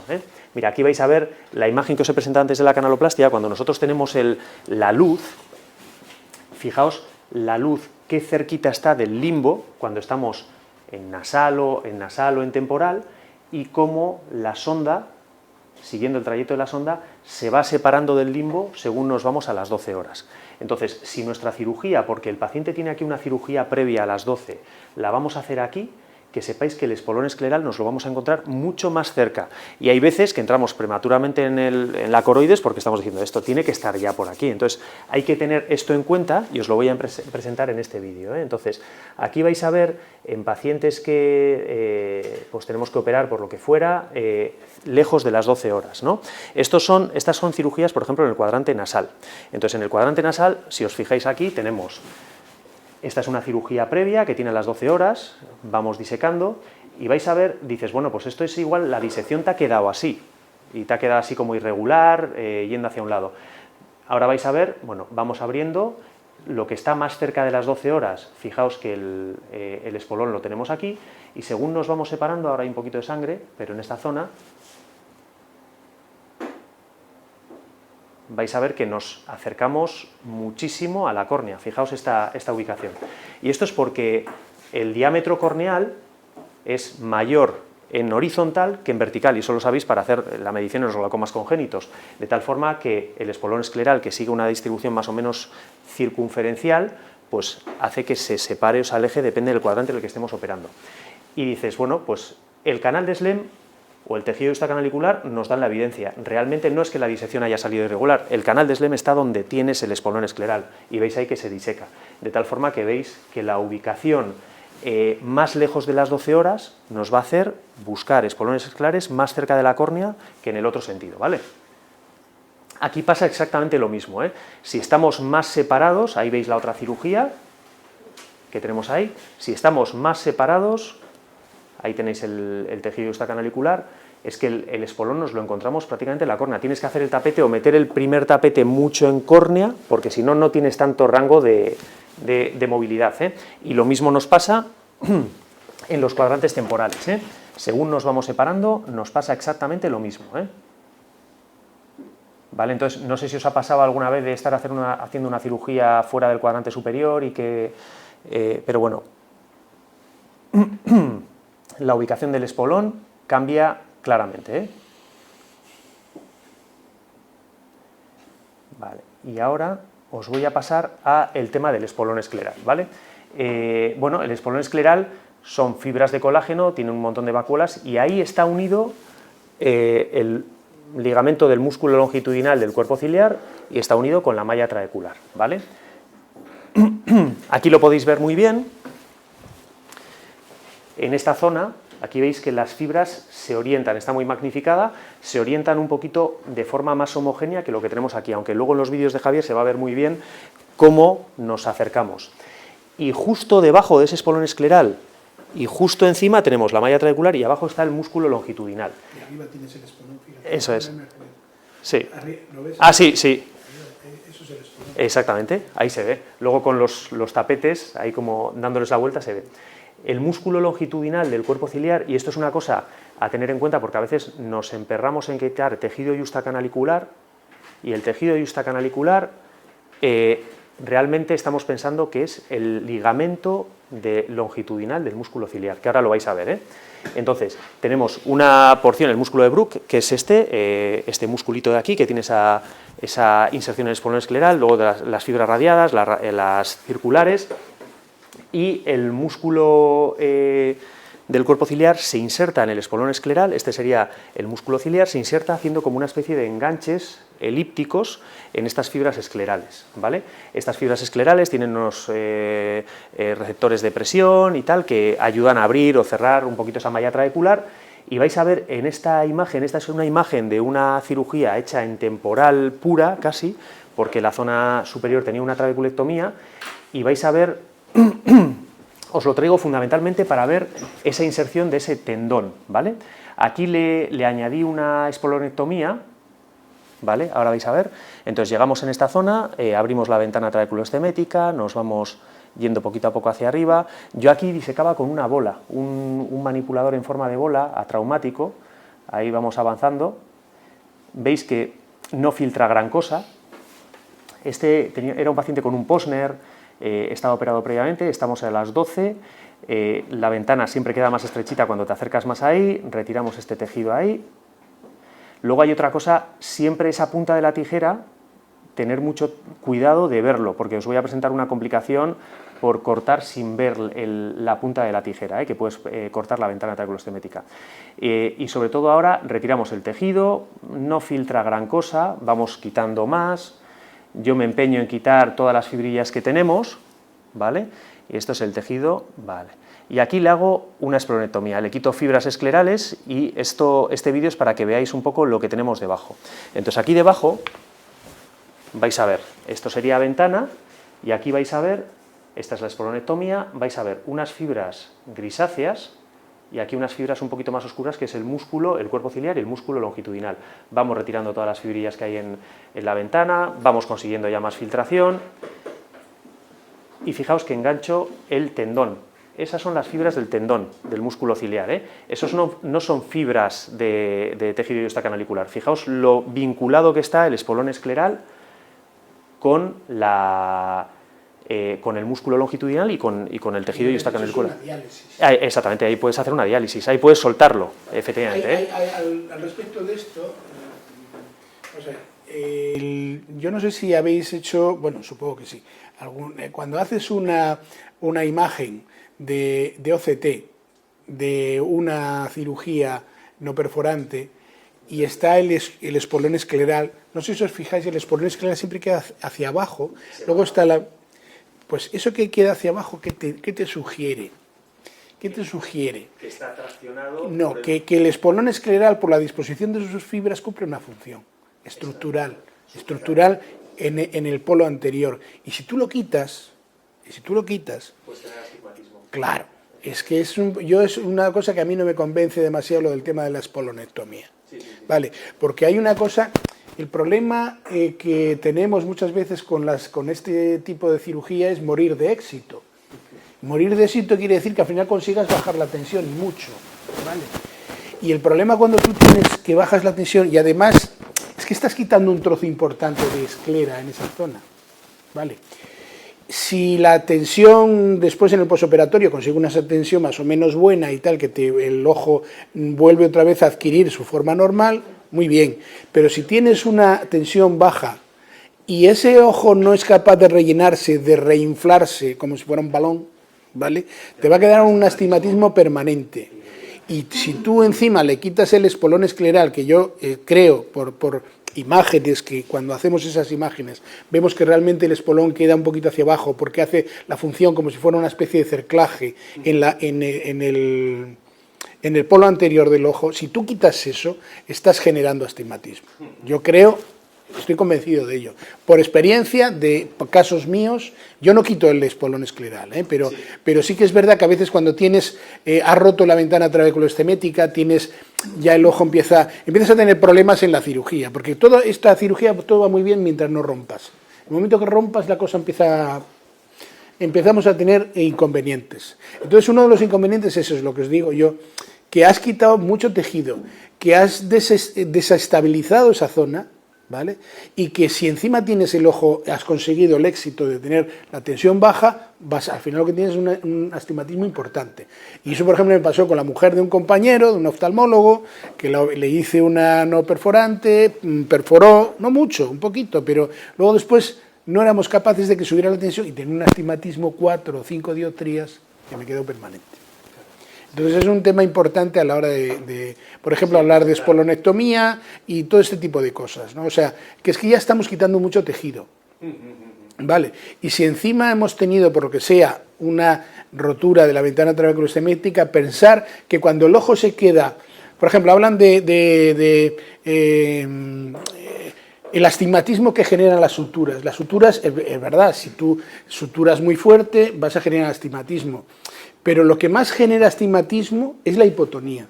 Cuando tú tienes una hipotonía intraoperatoria, solamente la presión que está haciendo el blefarostato, la presión que hace el párpado, todo eso empuja el ojo y lo deforma. Y si tú, por ejemplo, en una canaloplastia, es uno de los inconvenientes que también nos encontramos con la canaloplastia, que a veces teníamos astigmatismos muy importantes porque nos decían, no, es que hay que apretar mucho el cerclaje y estas cosas, ¿no? Entonces, claro, cuando hacíamos la canaloplastia, después de hacer toda la ventana, entonces tenías una microperforación y el ojo te quedaba blando y habías conseguido y anudas en blando, entonces lo que estás haciendo es, ese ojo está astigmático ya, porque ya está blando, y entonces tú lo que haces con ese cerclaje es fijar ese astigmatismo. Y de hecho, en algún caso que he tenido, he roto el cerclaje y el ojo ha recuperado.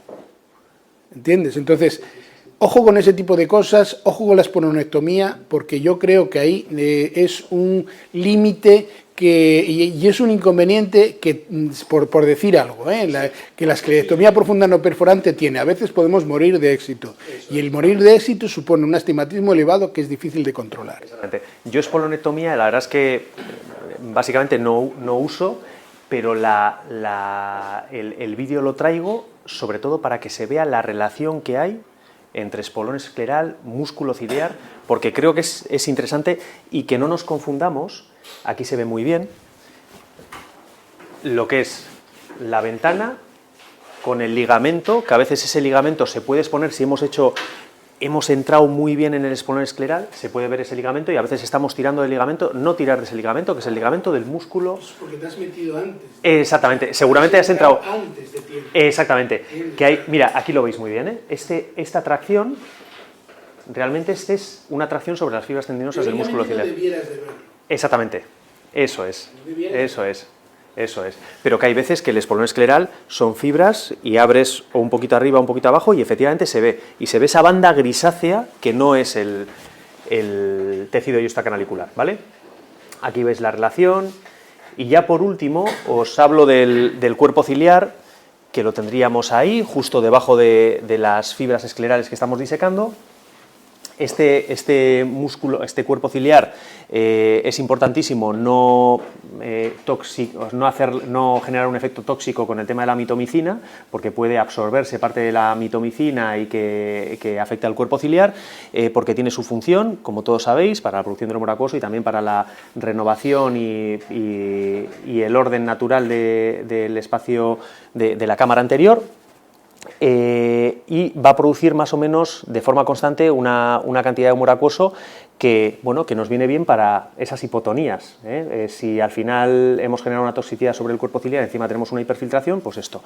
Entonces quería enseñaros este vídeo sobre todo porque las hendiduras de ciclodiálisis que podemos generarlas nosotros mismos, pues ver qué relación tiene este cuerpo ciliar sobre las inserciones del espolón escleral. Entonces aquí os presento un vídeo de una apexia directa de una hendidura de ciclodiálisis después de una agoniotomía, y vais a ver ahí en la agonioscopia, cuando nosotros estamos haciendo el segundo tapete, muchas veces vamos a penetrar en el espacio supracoroideo, se va a ver el cuerpo ciliar. Ahí veis la hendidura de ciclodiálisis, se ve muy bien, es un agujerito que tenemos ahí, oscuro.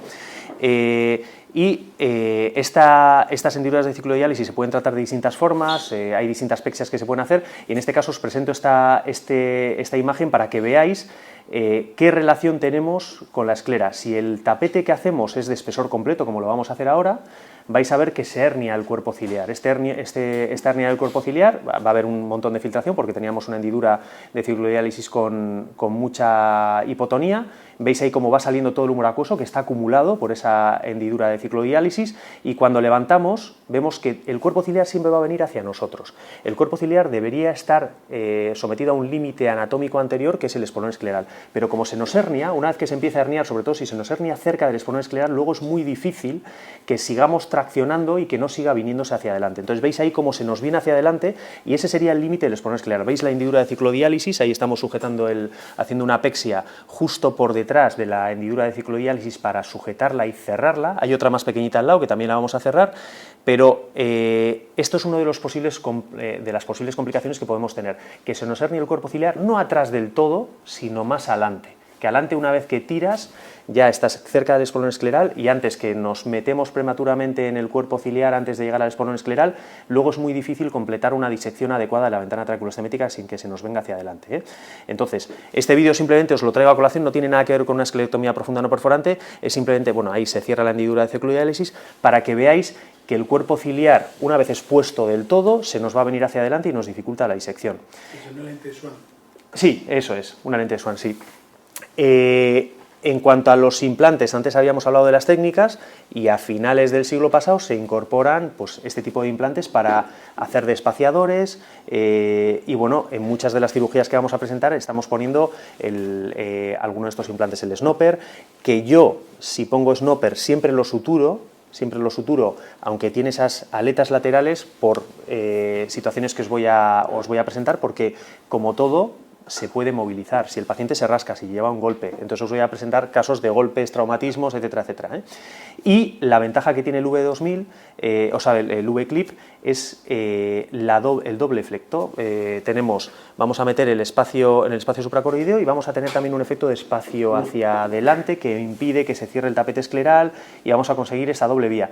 Le oí una vez a Manelli hablar de que, bueno, tenía también su punto de lógica, que si dividimos el flujo al espacio subconjuntival y al espacio supracoroideo, estamos debilitando una de las salidas. Él era más partidario de potenciar una sola, pero bueno, son como todo reflexiones más teóricas que esto es, Eso es, Eso kilosa. Exactamente, efectivamente, es muy difícil de saber, pero desde luego que es verdad que yo tengo ampollas tirando a planas con presiones de 9, de 10 y dices, esto desde luego no es una filtración subconjuntival, esto parece más una filtración hacia el espacio supracoroideo, Bueno, y el cierre conjuntival estanco, siempre cerrar bien, la fase de maduración de las ampollas se alarga mucho en el tiempo, la primera fase la de la coagulación, luego la fibrosis y finalmente la remodelación de la matriz extracelular,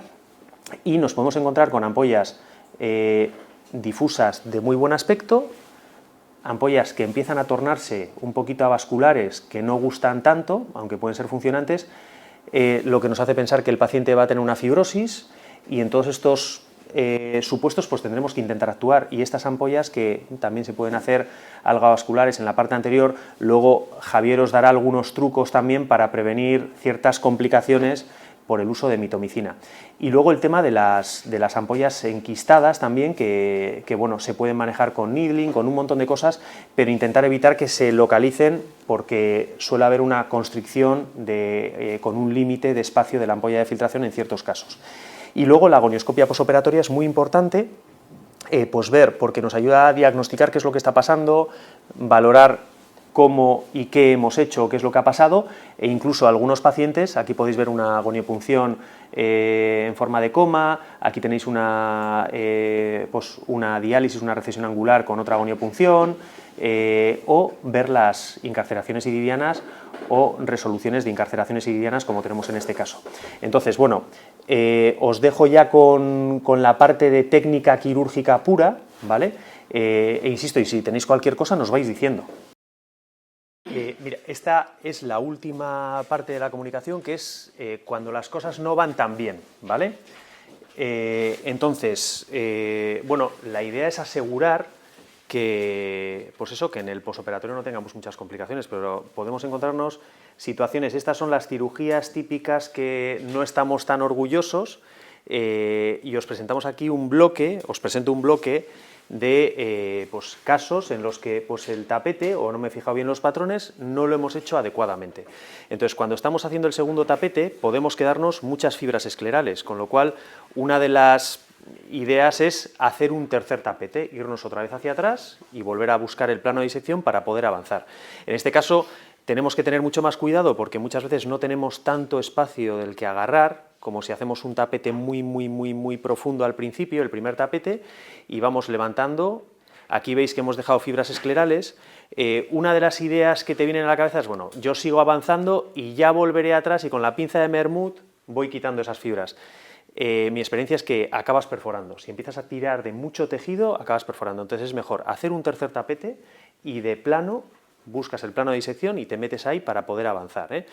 Porque las fibras esclerales, cuando hay un tejido denso, es muy difícil que lo consigas retirar de forma eficaz con una pincita, ¿eh? Aquí, mira, estoy usando un palo de golf normal al uso, pero aquí, por ejemplo, cuando tienes poco tejido, es ideal usar un mini Kresten, ¿eh? El mini Kresten es mucho más eficaz y es mucho más seguro cuando manejamos tejidos mucho más finitos, ¿eh? Ya siento el centrado, pero en esos momentos no estás tampoco para centrar, ¿eh? Retiramos el resto del tejido y así ya podemos avanzar, y luego ya con la pinza de Mermut ya retiraremos las fibrillas y el tejido yuxtacanalicular, pero después de haber avanzado lo gordo desde atrás, ¿eh? Esas fibrillas sí se pueden retirar con una pinza, al uso una pinza de Mermut, una de Capsulorhexis, pero el tejido escleral gordo no penséis que lo vais a poder retirar simplemente andando, manipulando.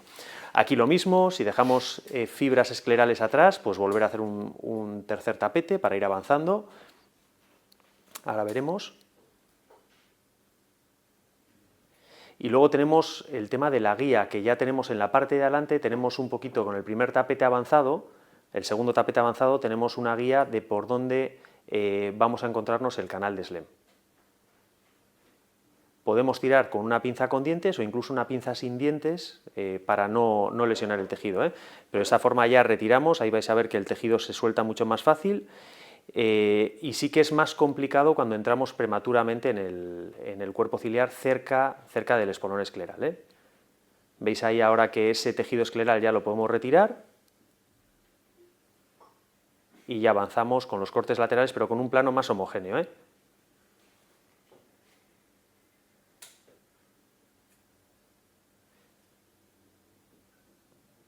El tema de la hemosteta, que a mí me da un cierto respeto porque ya ahora os pondré alguna complicación. Este es un tercer tapete, no habíamos entrado en el plano bien, entonces volvemos atrás y luego ya con el tejido bien avanzado podemos tirar hacia adelante y que la resección sea más homogénea. Ahí veis que tenemos 1 y 2 tejidos, ¿eh? Y retiramos el canal. El problema fundamental es este, ¿eh? Cuando entramos en el cuerpo ciliar justo antes de llegar al espolón escleral, porque cuando tiras hacia arriba se te viene todo. Ahí veis que estamos tirando del segundo tapete y el cuerpo ciliar se te viene hacia arriba. Si tienes un ayudante en ese momento, que te sujete un poquito el espolón escleral para evitar que se siga herniando según seguimos avanzando, ¿vale? Y aquí lo mismo, ¿eh? Aquí tenemos cuerpo ciliar, tiramos y se nos abre todo, entonces apoyar, ir retirando el tejido e ir avanzando muy poquito a poco, ¿eh? Con esa pequeña depresión vamos retirando esas fibras o con las maniobras de viscodisección. Y bueno, complicaciones. Si todo va bien, perfecto, pero si hay complicaciones, bueno, esto nos pasa a todos. Hay artículos que hablan de que se pueden dar en trabeculectomías, en cirugías filtrantes, hasta un 50% de eventos no deseables durante la cirugía, y se puede producir en cualquier momento. Punto de tracción, que perforamos, que se queda muy superficial y tiramos hacia abajo y se nos desgarra la córnea.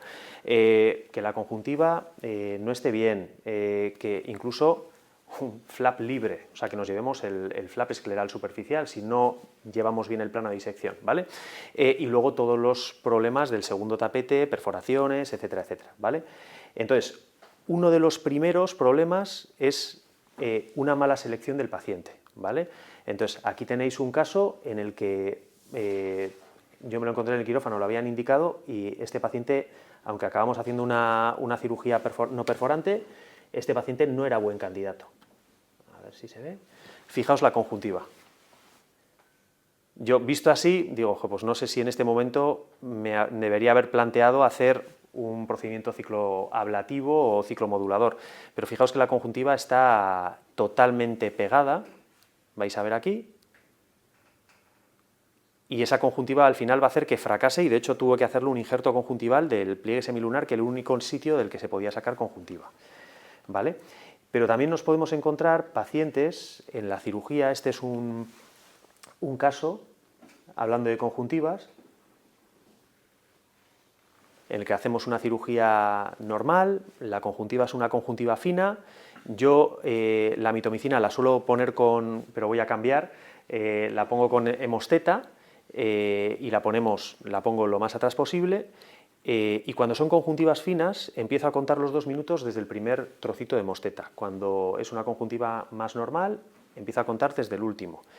Y cuando vamos a avanzar la conjuntiva, pues nos encontramos esto, pues que cuesta llegar, tiro a veces puedes tirar esto como en las válvulas, tiras del punto de tracción hacia ti para poder aproximar la conjuntiva y bueno, pues al final va avanzando y bueno, parece que ya lo tenemos solucionado. Entonces vamos a suturar la conjuntiva, todo correcto, tienes que ir con mucho cuidado, con pinzas lo más atraumáticas posibles y bueno, pues parece que se puede cerrar. Pero son conjuntivas a veces de pacientes añosos que llevan mucho tiempo con medicación y nos encontramos que, bien, ha avanzado, pero se ha desgarrado la conjuntiva en toda esa zona, ahí no hay conjuntiva. Y no hay conjuntiva sobre el tapete escleral. Entonces, en estos casos, pues no nos queda más remedio que coger, se puede hacer un avanzamiento posterior, pero con esa conjuntiva no nos va a dar de sí, y coger un injerto conjuntival de la región inferior, ¿vale? Intentar quitar la tenon lo máximo posible, pero son cirugías que, aunque esta no está yendo para nada mal, está sin gotas desde hace tiempo, tienes más riesgo de fibrosis, de que queden ampollas más localizadas, más quísticas o poliquísticas, y en este caso es lo que hacemos, retirar esa conjuntiva, cortamos la zona donde se ha desgarrado la conjuntiva e injertamos la conjuntiva a los restos conjuntivales anteriores. Claro, hay una zona de la conjuntiva que no ha estado expuesta a la mitomicina y esta de aquí pues, puede tener una reacción completamente distinta a la que tenemos. ¿Vale? Luego está el tema de la anestesia. Si se hace anestesia perivulvar o locorregional o retrovulvar, pues generalmente los pacientes los vas a tener muy colaboradores, no les molesta nada, no se mueven, no mueves las piernas, pero si tienes anestesia tópica, como es este caso, nos puede pasar lo siguiente. Estamos por el marcado del segundo tapete y fijaos, se clava el cuchillete, con lo cual ya tenemos una perforación. Aquí, por mucho que intentemos hacer un segundo tapete, vamos a estar con poco tono y va a haber una hiperfiltración, con lo cual esto, en este caso, mi opción fue convertir a trabeculectomía. Trabeculectomía y cerrar de forma estanca el tapete superficial, ¿vale? Hacemos la iridectomía y luego se cierra, como comentaba antes Javier, la prioridad aquí es tener una cámara estable en el posoperatorio, que no haya sinequias, que tengamos la mínima inflamación, que no haya problemas en el posoperatorio en ese sentido, Y siempre comprobar la filtración, con una paracentesis, en este caso, ir rellenando la cámara anterior, ir valorando si es necesario poner algún otro punto o no, y vas secando los bordes laterales hasta que veas que la filtración es buena, pero que te permite mantener la cámara, ¿vale? Los puntos siempre enterrados para evitar que haya exposiciones o que la conjuntiva, bueno, se pueda desgarrar en un futuro. Y vamos sacando también más casos, pues por ejemplo estos de aquí de las microperforaciones. Esta es una ventana más trabecular que trabeculoestemética. Teníamos unas pinzas de capsulorhexis un poquito picudas y aquí vais a ver que después de quitar el tejido yustacanalicular, si tocas, pues se puede perforar, ¿vale? Entonces estas microperforaciones pues hay que tratarlas cerrando de forma estanca, ¿vale? Para mantener estabilidad en la cámara. ¿Pero reconviertes ahí a trabeculectomía? Si no hay hernia iridiana, no tienes por qué convertir. Aunque esta es muy basal, en este caso podría encarcelarse el iris, pero metes acetilcolina si no ves que ha habido una... Ahora vais a ver cuándo convierto o no, porque es la típica decisión que en el acto dices, joder, pues igual si hubiese convertido, pero bueno, si mantienes luego buena cámara, no tiene por qué haber una hernia iridiana, si no se ha producido en el acto, ¿vale? Aquí, este sería otro caso, el tema de la importancia de las pinzas para retirar el tejido yustacanalicular, ¿vale? Esta es una microperforación basal, bueno, retiramos. Cuando estamos cortando el tapete profundo, siempre ver la puntita de la tijera. ¿Veis ahí? Me apoyo y ya he perforado, porque realmente he tocado con el pico la ventana y se desgarra. En este caso tampoco hay hernia iridiana y por lo tanto no se convierte a una trabeculectomía. Retiramos el tejido justacanalicular sobrante y lo que sí que hacemos es cerramos de forma más estanca, o sea, cierro con un poquito más de seguridad, porque sabemos que estas van a hiperfiltrar en el posoperatorio, es algo evidente. ¿Por qué eso dejas de poner implante? Yo en estos casos no suelo poner implante por el tema de que sé que me van a hiperfiltrar. Lo que sí que estoy es más pendiente de hacer la suturolisis en el posoperatorio. Y luego, desde luego, la estabilidad de la cámara. Lo que comentaba antes Javier en el descanso, que nunca salir del quirófano hasta que veas que esa cámara está estable. No es tanto lo que filtra, sino que la cámara te permita asegurarte que al día siguiente no vas a tener una hipo o una talamia, ¿vale? Otra de las recomendaciones que se había dado en el curso, evitar estos cuchilletes, ¿vale? Estos cuchilletes los evitamos. Fíjate que no os estoy presentando complicaciones por el cuchillete, ahora lo vais a ver, vas de abajo hacia arriba, vamos avanzando, poquito a poco, son vídeos antiguos, recortamos, pero esta complicación es más porque no estoy viendo, llega un momento en el que no veo dónde meto la puntita de la tijera, y ahí, tac, ahí hemos perforado anteriormente, ¿vale? Es una perforación más anterior, no hay hernia iridiana, con lo cual cerramos también de forma estanca, ¿vale? Ahí sí pongo acetilcolina. Sí, y acetilcolina, eso es, que se aleje lo máximo la base del iris. La tracción, el punto de tracción que habíamos comentado antes. Si tenemos el punto de tracción muy tirante, si lo tenemos justo encima de la ventana trabeculoestemética, a veces en las maniobras de cortado del segundo tapete, se puede producir esto. Estamos haciendo una pequeña cizalla y al cortar, si no hemos aflojado ese punto de tracción, y ahí ya tenemos un desgarrito en la ventana trabeculoestemética. No se ve muy bien en el vídeo, pero vemos que ya el ojo está hipotono, que estamos teniendo una menor cámara, y ahí cerrar de forma estanca y rellenar la cámara, ¿vale?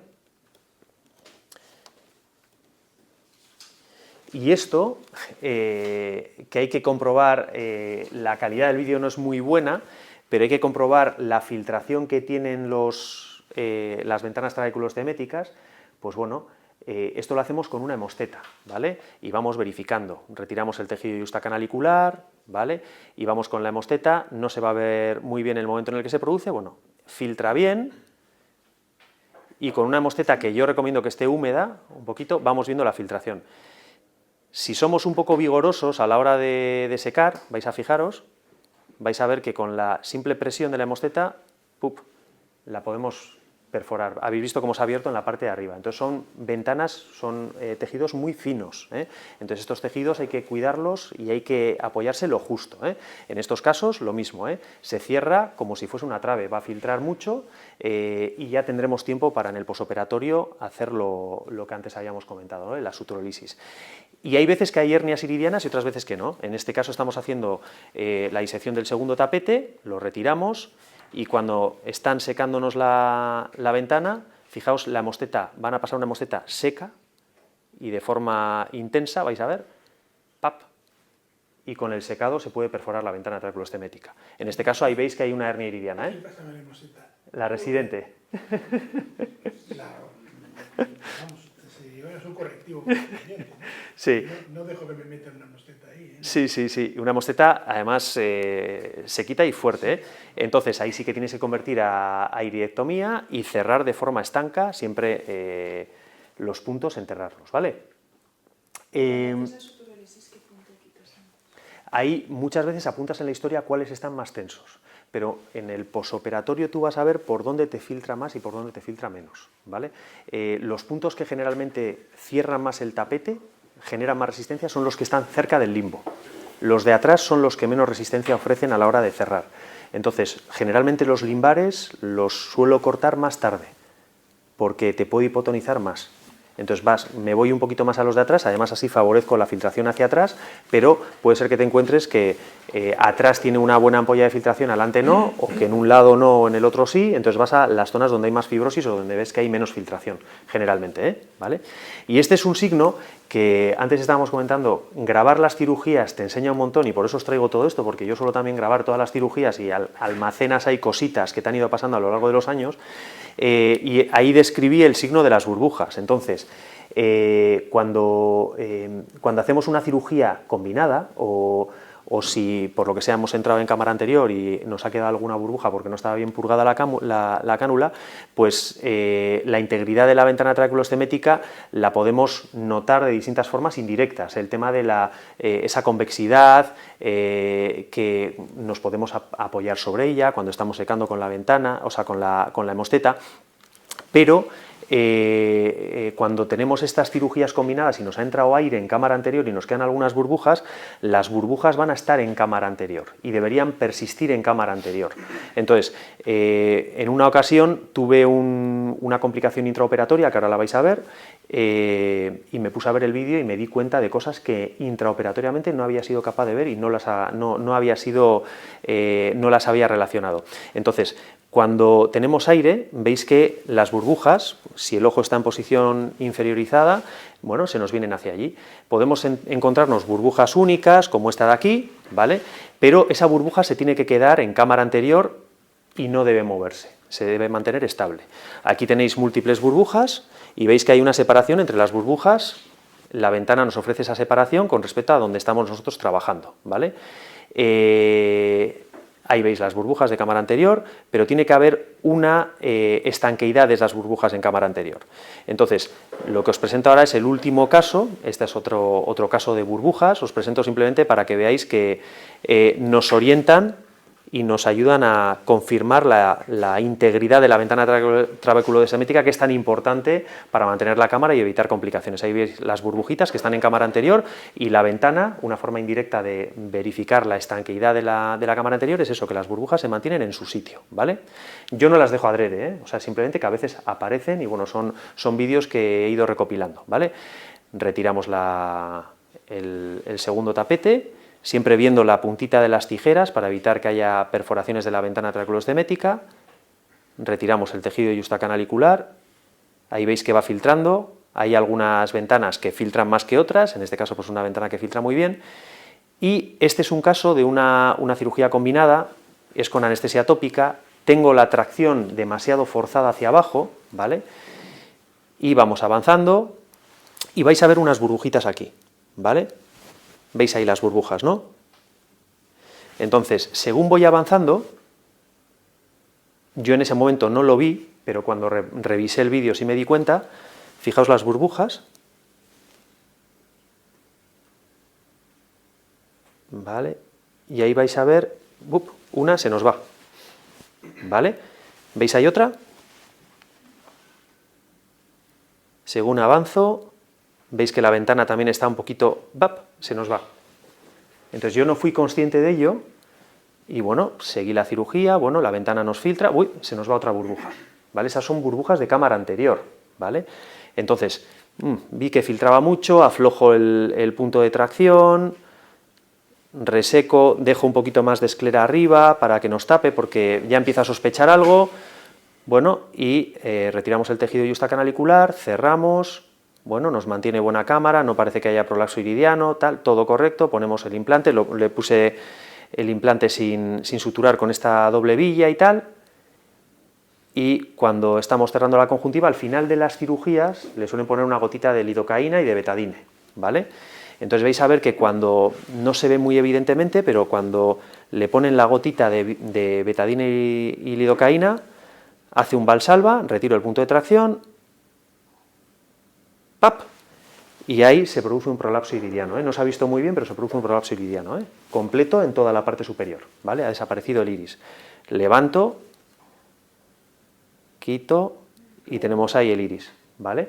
Entonces, si hay una integridad, y hemos visto que hay una integridad de la ventana trabeculoestemética, un prolapso iridiano no se va a producir por un valsalva leve, pero en casos en los que hay una microperforación, ahí sí que se puede producir una incarceración iridiana porque se amplía ese desgarrito, esa microperforación que teníamos. Entonces, si veis, os pasa, yo os presento el vídeo, que veis que las burbujas desaparecen, ahí hay una falta o una solución de continuidad en la ventana trabeculoestemética. Se convierte a trabeculectomía, pero bueno, son signos que ves a posteriori cuando analizas el vídeo en casa. Entonces, el tema de las burbujas nos puede ayudar, ¿vale?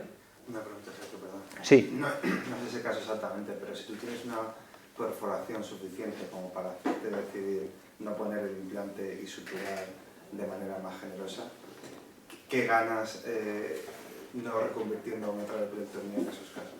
Lo digo porque yo casi siempre reconvierto y a lo mejor me puedo ahorrar alguna reconversión. Sí, yo sí, si tú ves que es una perforación pequeñita, sin hernia iridiana, tienes una paracentesis, rellenas un poco y te va manteniendo cámara, yo dejaría sin convertir, porque a veces vas asumiendo el riesgo de que pueda hacer una hernia posoperatoria. Pero si cierras de forma estanca, exactamente, si cierras estanco no tiene, ¿por qué? Por el tema de la doble compuerta, efectivamente, estás ejerciendo ya una disminución. Si lo dejas todo a flujo libre, hay una debilidad en esa zona. Una compuerta, ¿no? Hemos perdido. Tienes que centrarte en la segunda compuerta, tienes que echar el resto, lo que no tienes en una tienes que compensarlo en la otra. Claro, lo quiero decir, ¿por qué no reconvertir directamente? Si mantiene buena cámara, no hace falta. Exactamente, si tú mantienes buena cámara, estás alejando el iris de esa incarceración iridiana.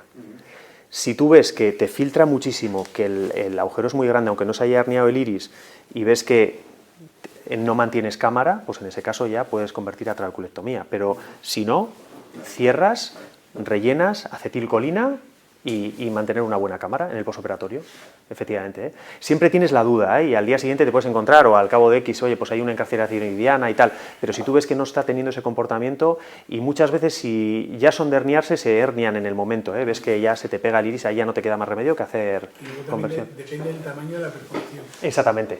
Si son chiquis arriba, pues en principio nada. Si son ya muy grandes, que tú ves que una muy grande no te va a mantener una buena cámara. Eso es, y ahí sí que te merece la pena. Pero ya estás metiendo la pincita para quitar el iris, ya estás ampliando la perforación que has generado, eso es.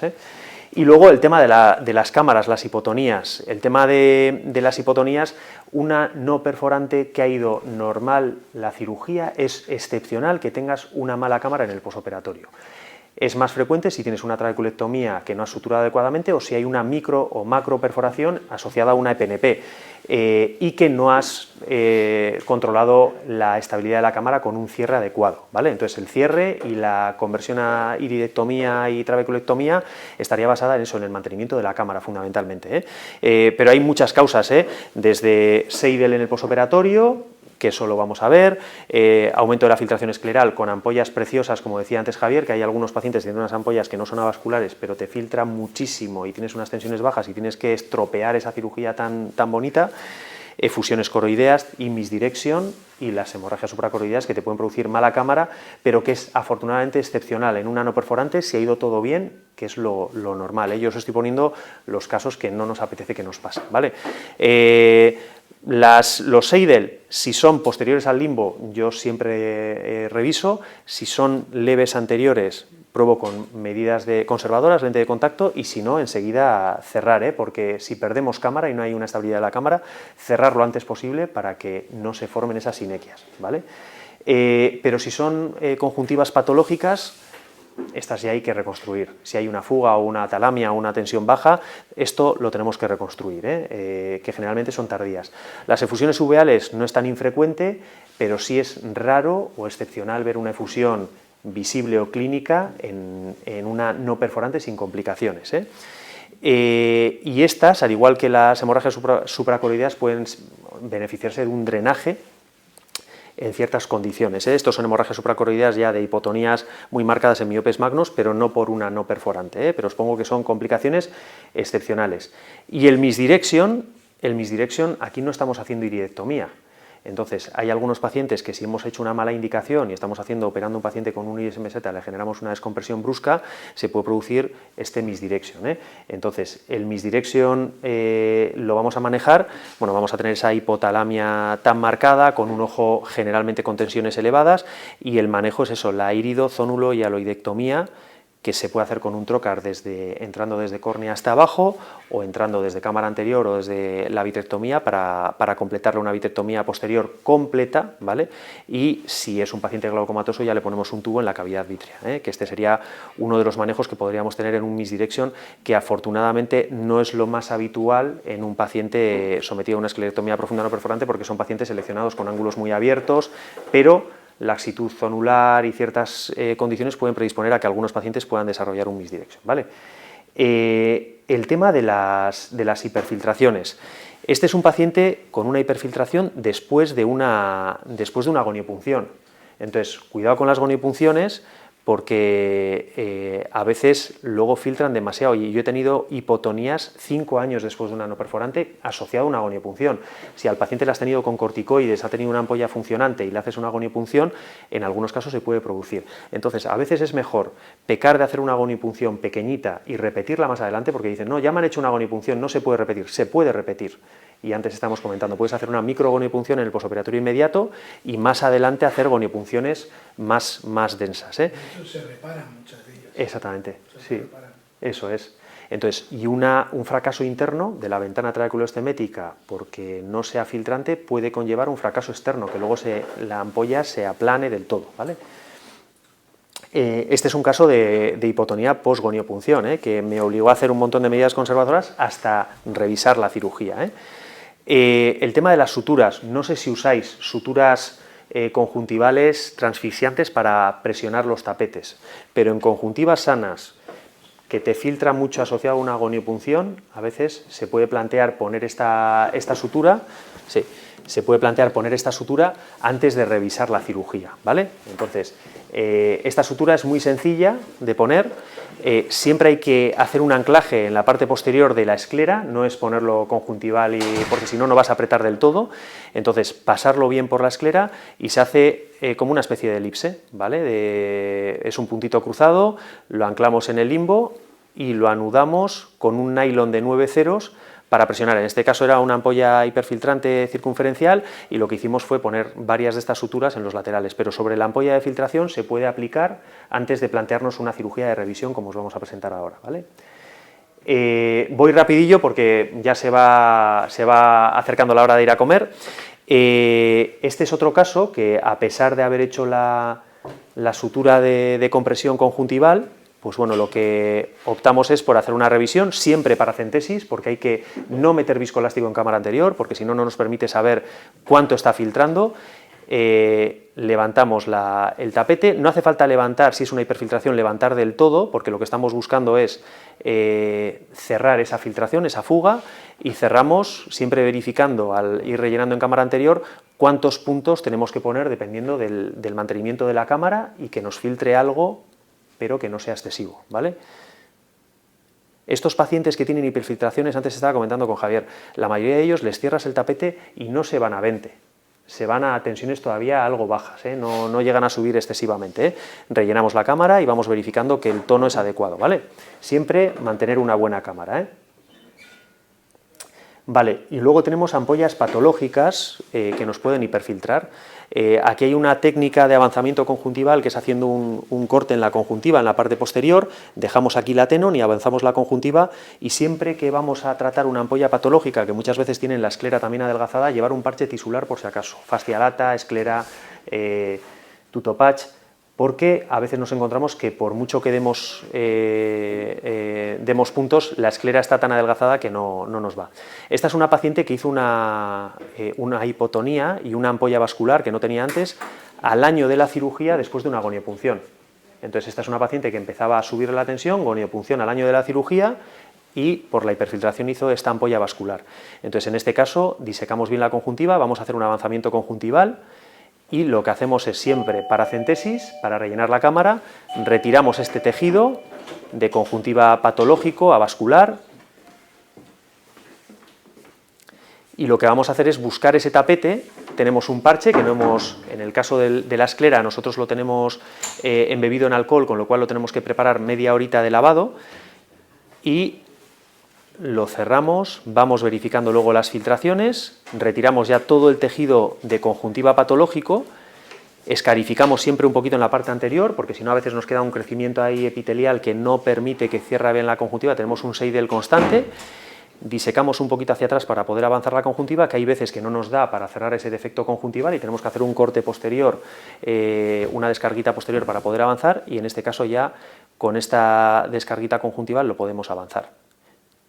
Esta paciente, lejos de lo que puede parecer que al cerrar el tapete escleral va a tener al día siguiente 20, está en tensiones de 7-8, o sea, ha subido de 1 a 7-8 por la hiperfiltración, o sea que tampoco suben exageradamente. Y algunas conjuntivas patológicas, esta ahora os voy a presentar, esta conjuntiva que tienes que resecar, pues bueno, ahí le ponemos fascia porque filtraba mucho, pero esto es un antecedente traumático, o sea, es un paciente operado de no perforante que se dio un golpe, vais a ver luego que se le luxó el implante Snopper, hernia iridiana, bueno, un montón de cosas, y lo que hacemos es esa descarguita en la parte de atrás, avanzamos la conjuntiva, la tenon la unimos a la conjuntiva y vamos dando esos puntos de sutura para avanzar la conjuntiva y cerrar la zona de exposición, ¿vale? Estos son ejemplos de hipotonías y cómo se manejan después de resecar una ampolla vascular, ¿vale? Con parches, siempre parches en los casos que haya adelgazamiento escleral. En este caso no hubo necesidad de poner un parche escleral, pero sí el avanzamiento conjuntival. Y luego están los enquistamientos, ¿vale? Entonces, esta es una paciente operada de no perforante que tuvo una fístula carótido cavernosa en ese ojo y se le fibrosó la ampolla, pero le había funcionado durante 2-3 años muy bien, pero a raíz de la fístula le subió la presión intraocular. Entonces, esta es una revisión de esa ampolla. Si una cirugía te ha ido bien y ha habido un fracaso asociado a una causa externa, antes de plantearte una segunda cirugía, yo suelo plantearme una revisión de la cirugía. Siempre, siempre, siempre, y sobre todo cuando no se ve muy bien lo que tenemos debajo, llevar un parche tisular por si acaso. Nos encontramos que luego levantas y no hay con qué cerrar esa filtración. Y entonces, en estos casos, yo pongo la mitomicina en hemosteta hacia atrás, siempre antes de abrir cámara anterior, y siempre tenemos que hacer una paracentesis para rellenar. Retiramos todo el tejido fibrótico y levantamos el tapete escleral hasta que vemos que filtra adecuadamente, que puede ser que necesitemos abrirlo muy adelante o que ya vemos que empieza a filtrar y sea suficiente, ¿vale? Depende de la filtración, puedes plantearte dejar o quitar el implante, Ahí abrimos la cámara anterior y ahí vamos avanzando, verificamos que nos filtra, abrimos lo suficiente para que la ventana quede expuesta. Hay que tener mucho cuidado porque estos pacientes generalmente ya les has hecho una agoniopunción porque hay un fracaso externo, pero les has intentado antes con una agoniopunción en consulta, ¿vale? Y luego cerramos con el número de puntos suficientes como para mantener una buena cámara. Ahí vemos que filtra mucho por esa zona, entonces le damos otro puntito, mantiene buena cámara, y luego en el posoperatorio siempre estamos expuestos con la lente Hoskins Blumenthal de hacer suturólisis, ¿vale? Y cerramos la conjuntiva.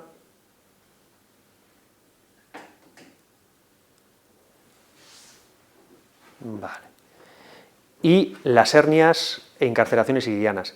Este paciente tuvo una encarceración iridiana porque se le cayó un rollo de papel higiénico en el ojo. O sea que no es tampoco un traumatismo, no estuvo haciendo kickboxing ni nada por el estilo, Entonces, fijaos el grado de encarceración iridiana. Esto no te vale con acetilcolina o pilocarpina e intentar una iridoplastia y tal. Esto al final te lleva a una revisión abierta. Se puede intentar una revisión AP interno, pero mi experiencia es que, aunque luego le hagas la iridotomía, tienen tendencia a pegarse más y vais a ver que ese iris se suele quedar muy agarrotado, muy necrótico en la zona donde ha estado encarcerado, y por eso mismo merece la pena hacer una revisión AP externo y además para cerrar luego el tapete de la forma que necesites. Levantamos el tapete, vemos ahí que tiene una encarceración franca del iris, retiro el implante porque luego le voy a cerrar, vamos a convertir a trabeculectomía. Siempre hacer la iridectomía lo más basal posible para evitar una lesión sobre el esfínter iridiano. Ahí veis que empieza a filtrar. Y luego, muy poquito a poco, masajeando y poniendo acetilcolina, vamos introduciendo ese iris hacia adelante, ¿vale? Retiramos en la base para completar esa iridectomía. El paciente no tenía la pupila totalmente corectópica. Vamos introduciendo poquito a poco.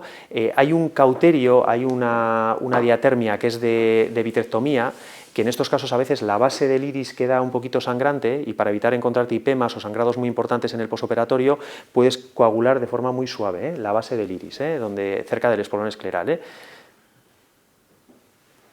A veces te puedes encontrar alguna hebrita de vítreo incluso, entonces tener mucho cuidado y vas poquito a poco retirando las bases que se han quedado necróticas en la zona del espolón.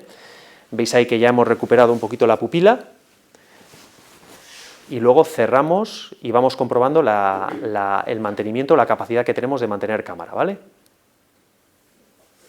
Y ahí ya tenemos la pupila recuperada, ¿vale?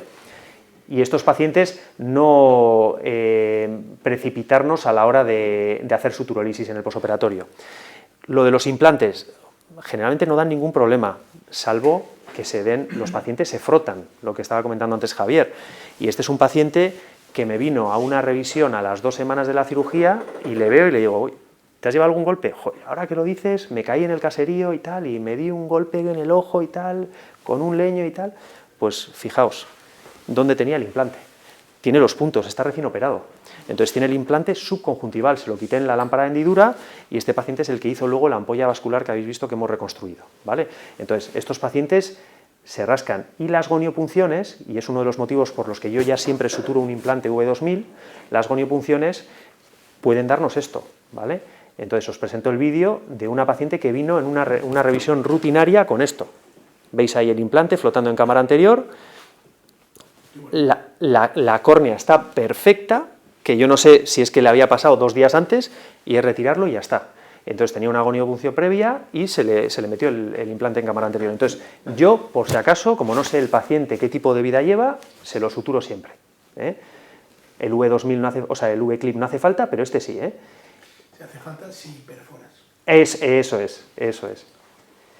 Y aquí teníamos... Ah, vale, y otra cosa, otro de los motivos por los que os digo que un V2000 importa suturarlo, es un paciente, veis aquí es un paciente con una cirugía que reviso, y vais a ver que tiene aquí un grado de enquistamiento importante, había tenido las tensiones bien controladas, se le derivó a su centro de referencia después de haberle operado y al cabo de 3-4 años viene con tensiones altas. Bueno, le habían puesto gotas y ya le había empezado a subir la tensión.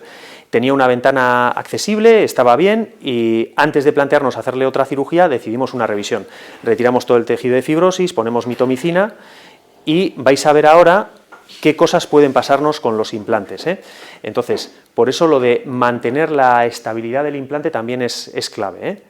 Ponemos la mitomicina y vais a ver que cuando abrimos el tapete, que lo tenemos ahí a las 12 horas más o menos, hacemos una paracentesis fundamental, siempre para verificar la estabilidad, nada de viscoelástico, necesitamos estar comprobando que eso se mantiene estable y con el viscoelástico perdemos esa opción, y al levantar vais a ver que, aparte de la fibrosis que ha tenido el paciente, fijaos dónde tenemos el implante, Vamos abriendo, el implante está tapándole la ventana trabeculoestemética, ¿lo veis ahí?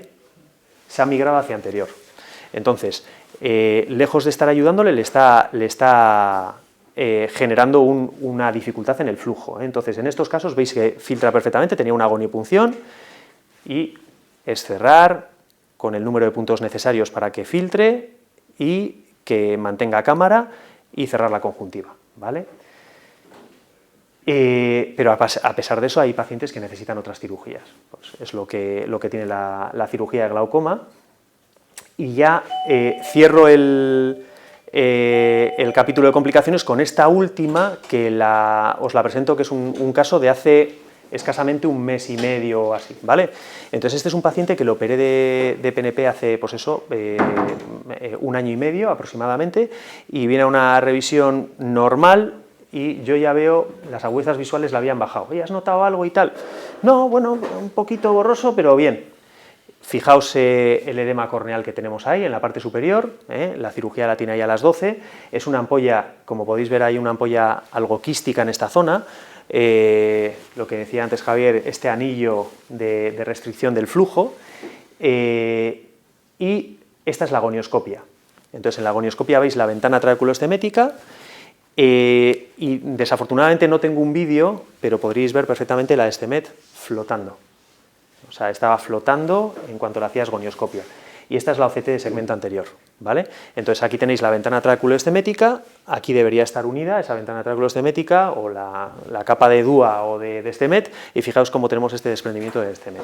Entonces el mecanismo fundamental es una restricción al flujo. Al final el humor acuoso está buscando una vía de salida.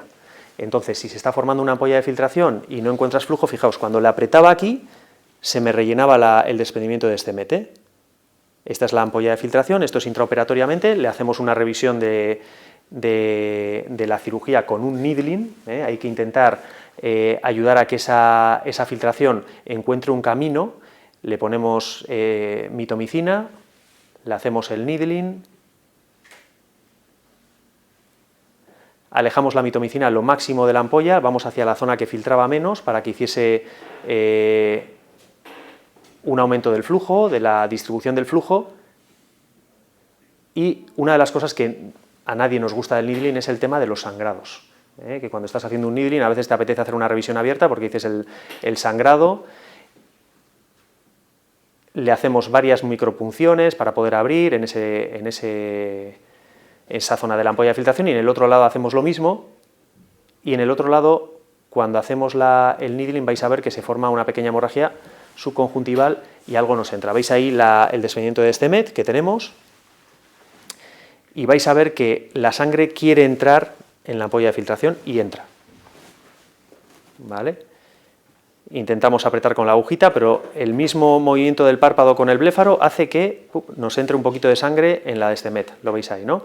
Entonces, ya le inyectamos el gas SF6, y en estos casos lo que hacemos es inyectamos el gas, una burbuja importante, y le dejamos 2 horas fuera, en la camilla. Necesita una hiperpresión para que se pegue la Descemet y que se vaya todo el humor acuoso hacia la ampolla de filtración.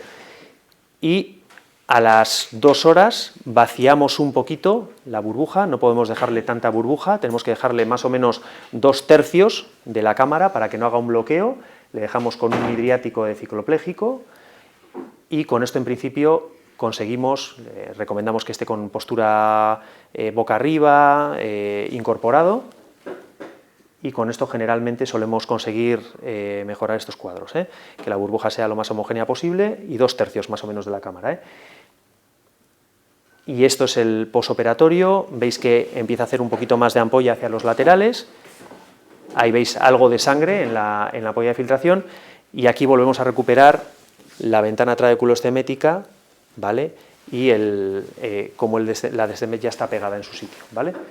Y esta sería la transparencia que tiene ahora, pero bueno, son complicaciones que se pueden dar, y en este caso es por una restricción al flujo, que el humor acuoso busca un camino al que ir, Entonces el parpadeo del paciente puede hacer que esa ampolla se comprima, y el humor acuoso, si no puede ir hacia los laterales porque está enquistada ese atenon, que es muy agresiva en algunos casos, pues bueno, puede ir hacia adelante.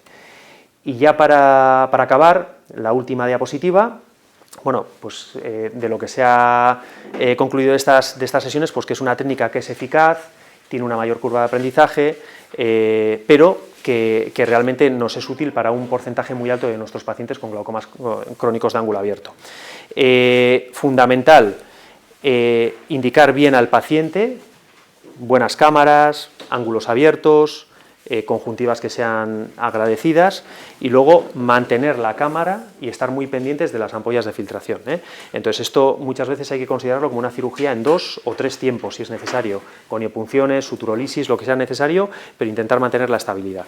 Y que la peor complicación que se convierta en una trabeculectomía, y para eso, bueno, pues tenemos que estar preparados, y es una técnica que al final es el tractor, ¿no?, de las cirugías de glaucoma.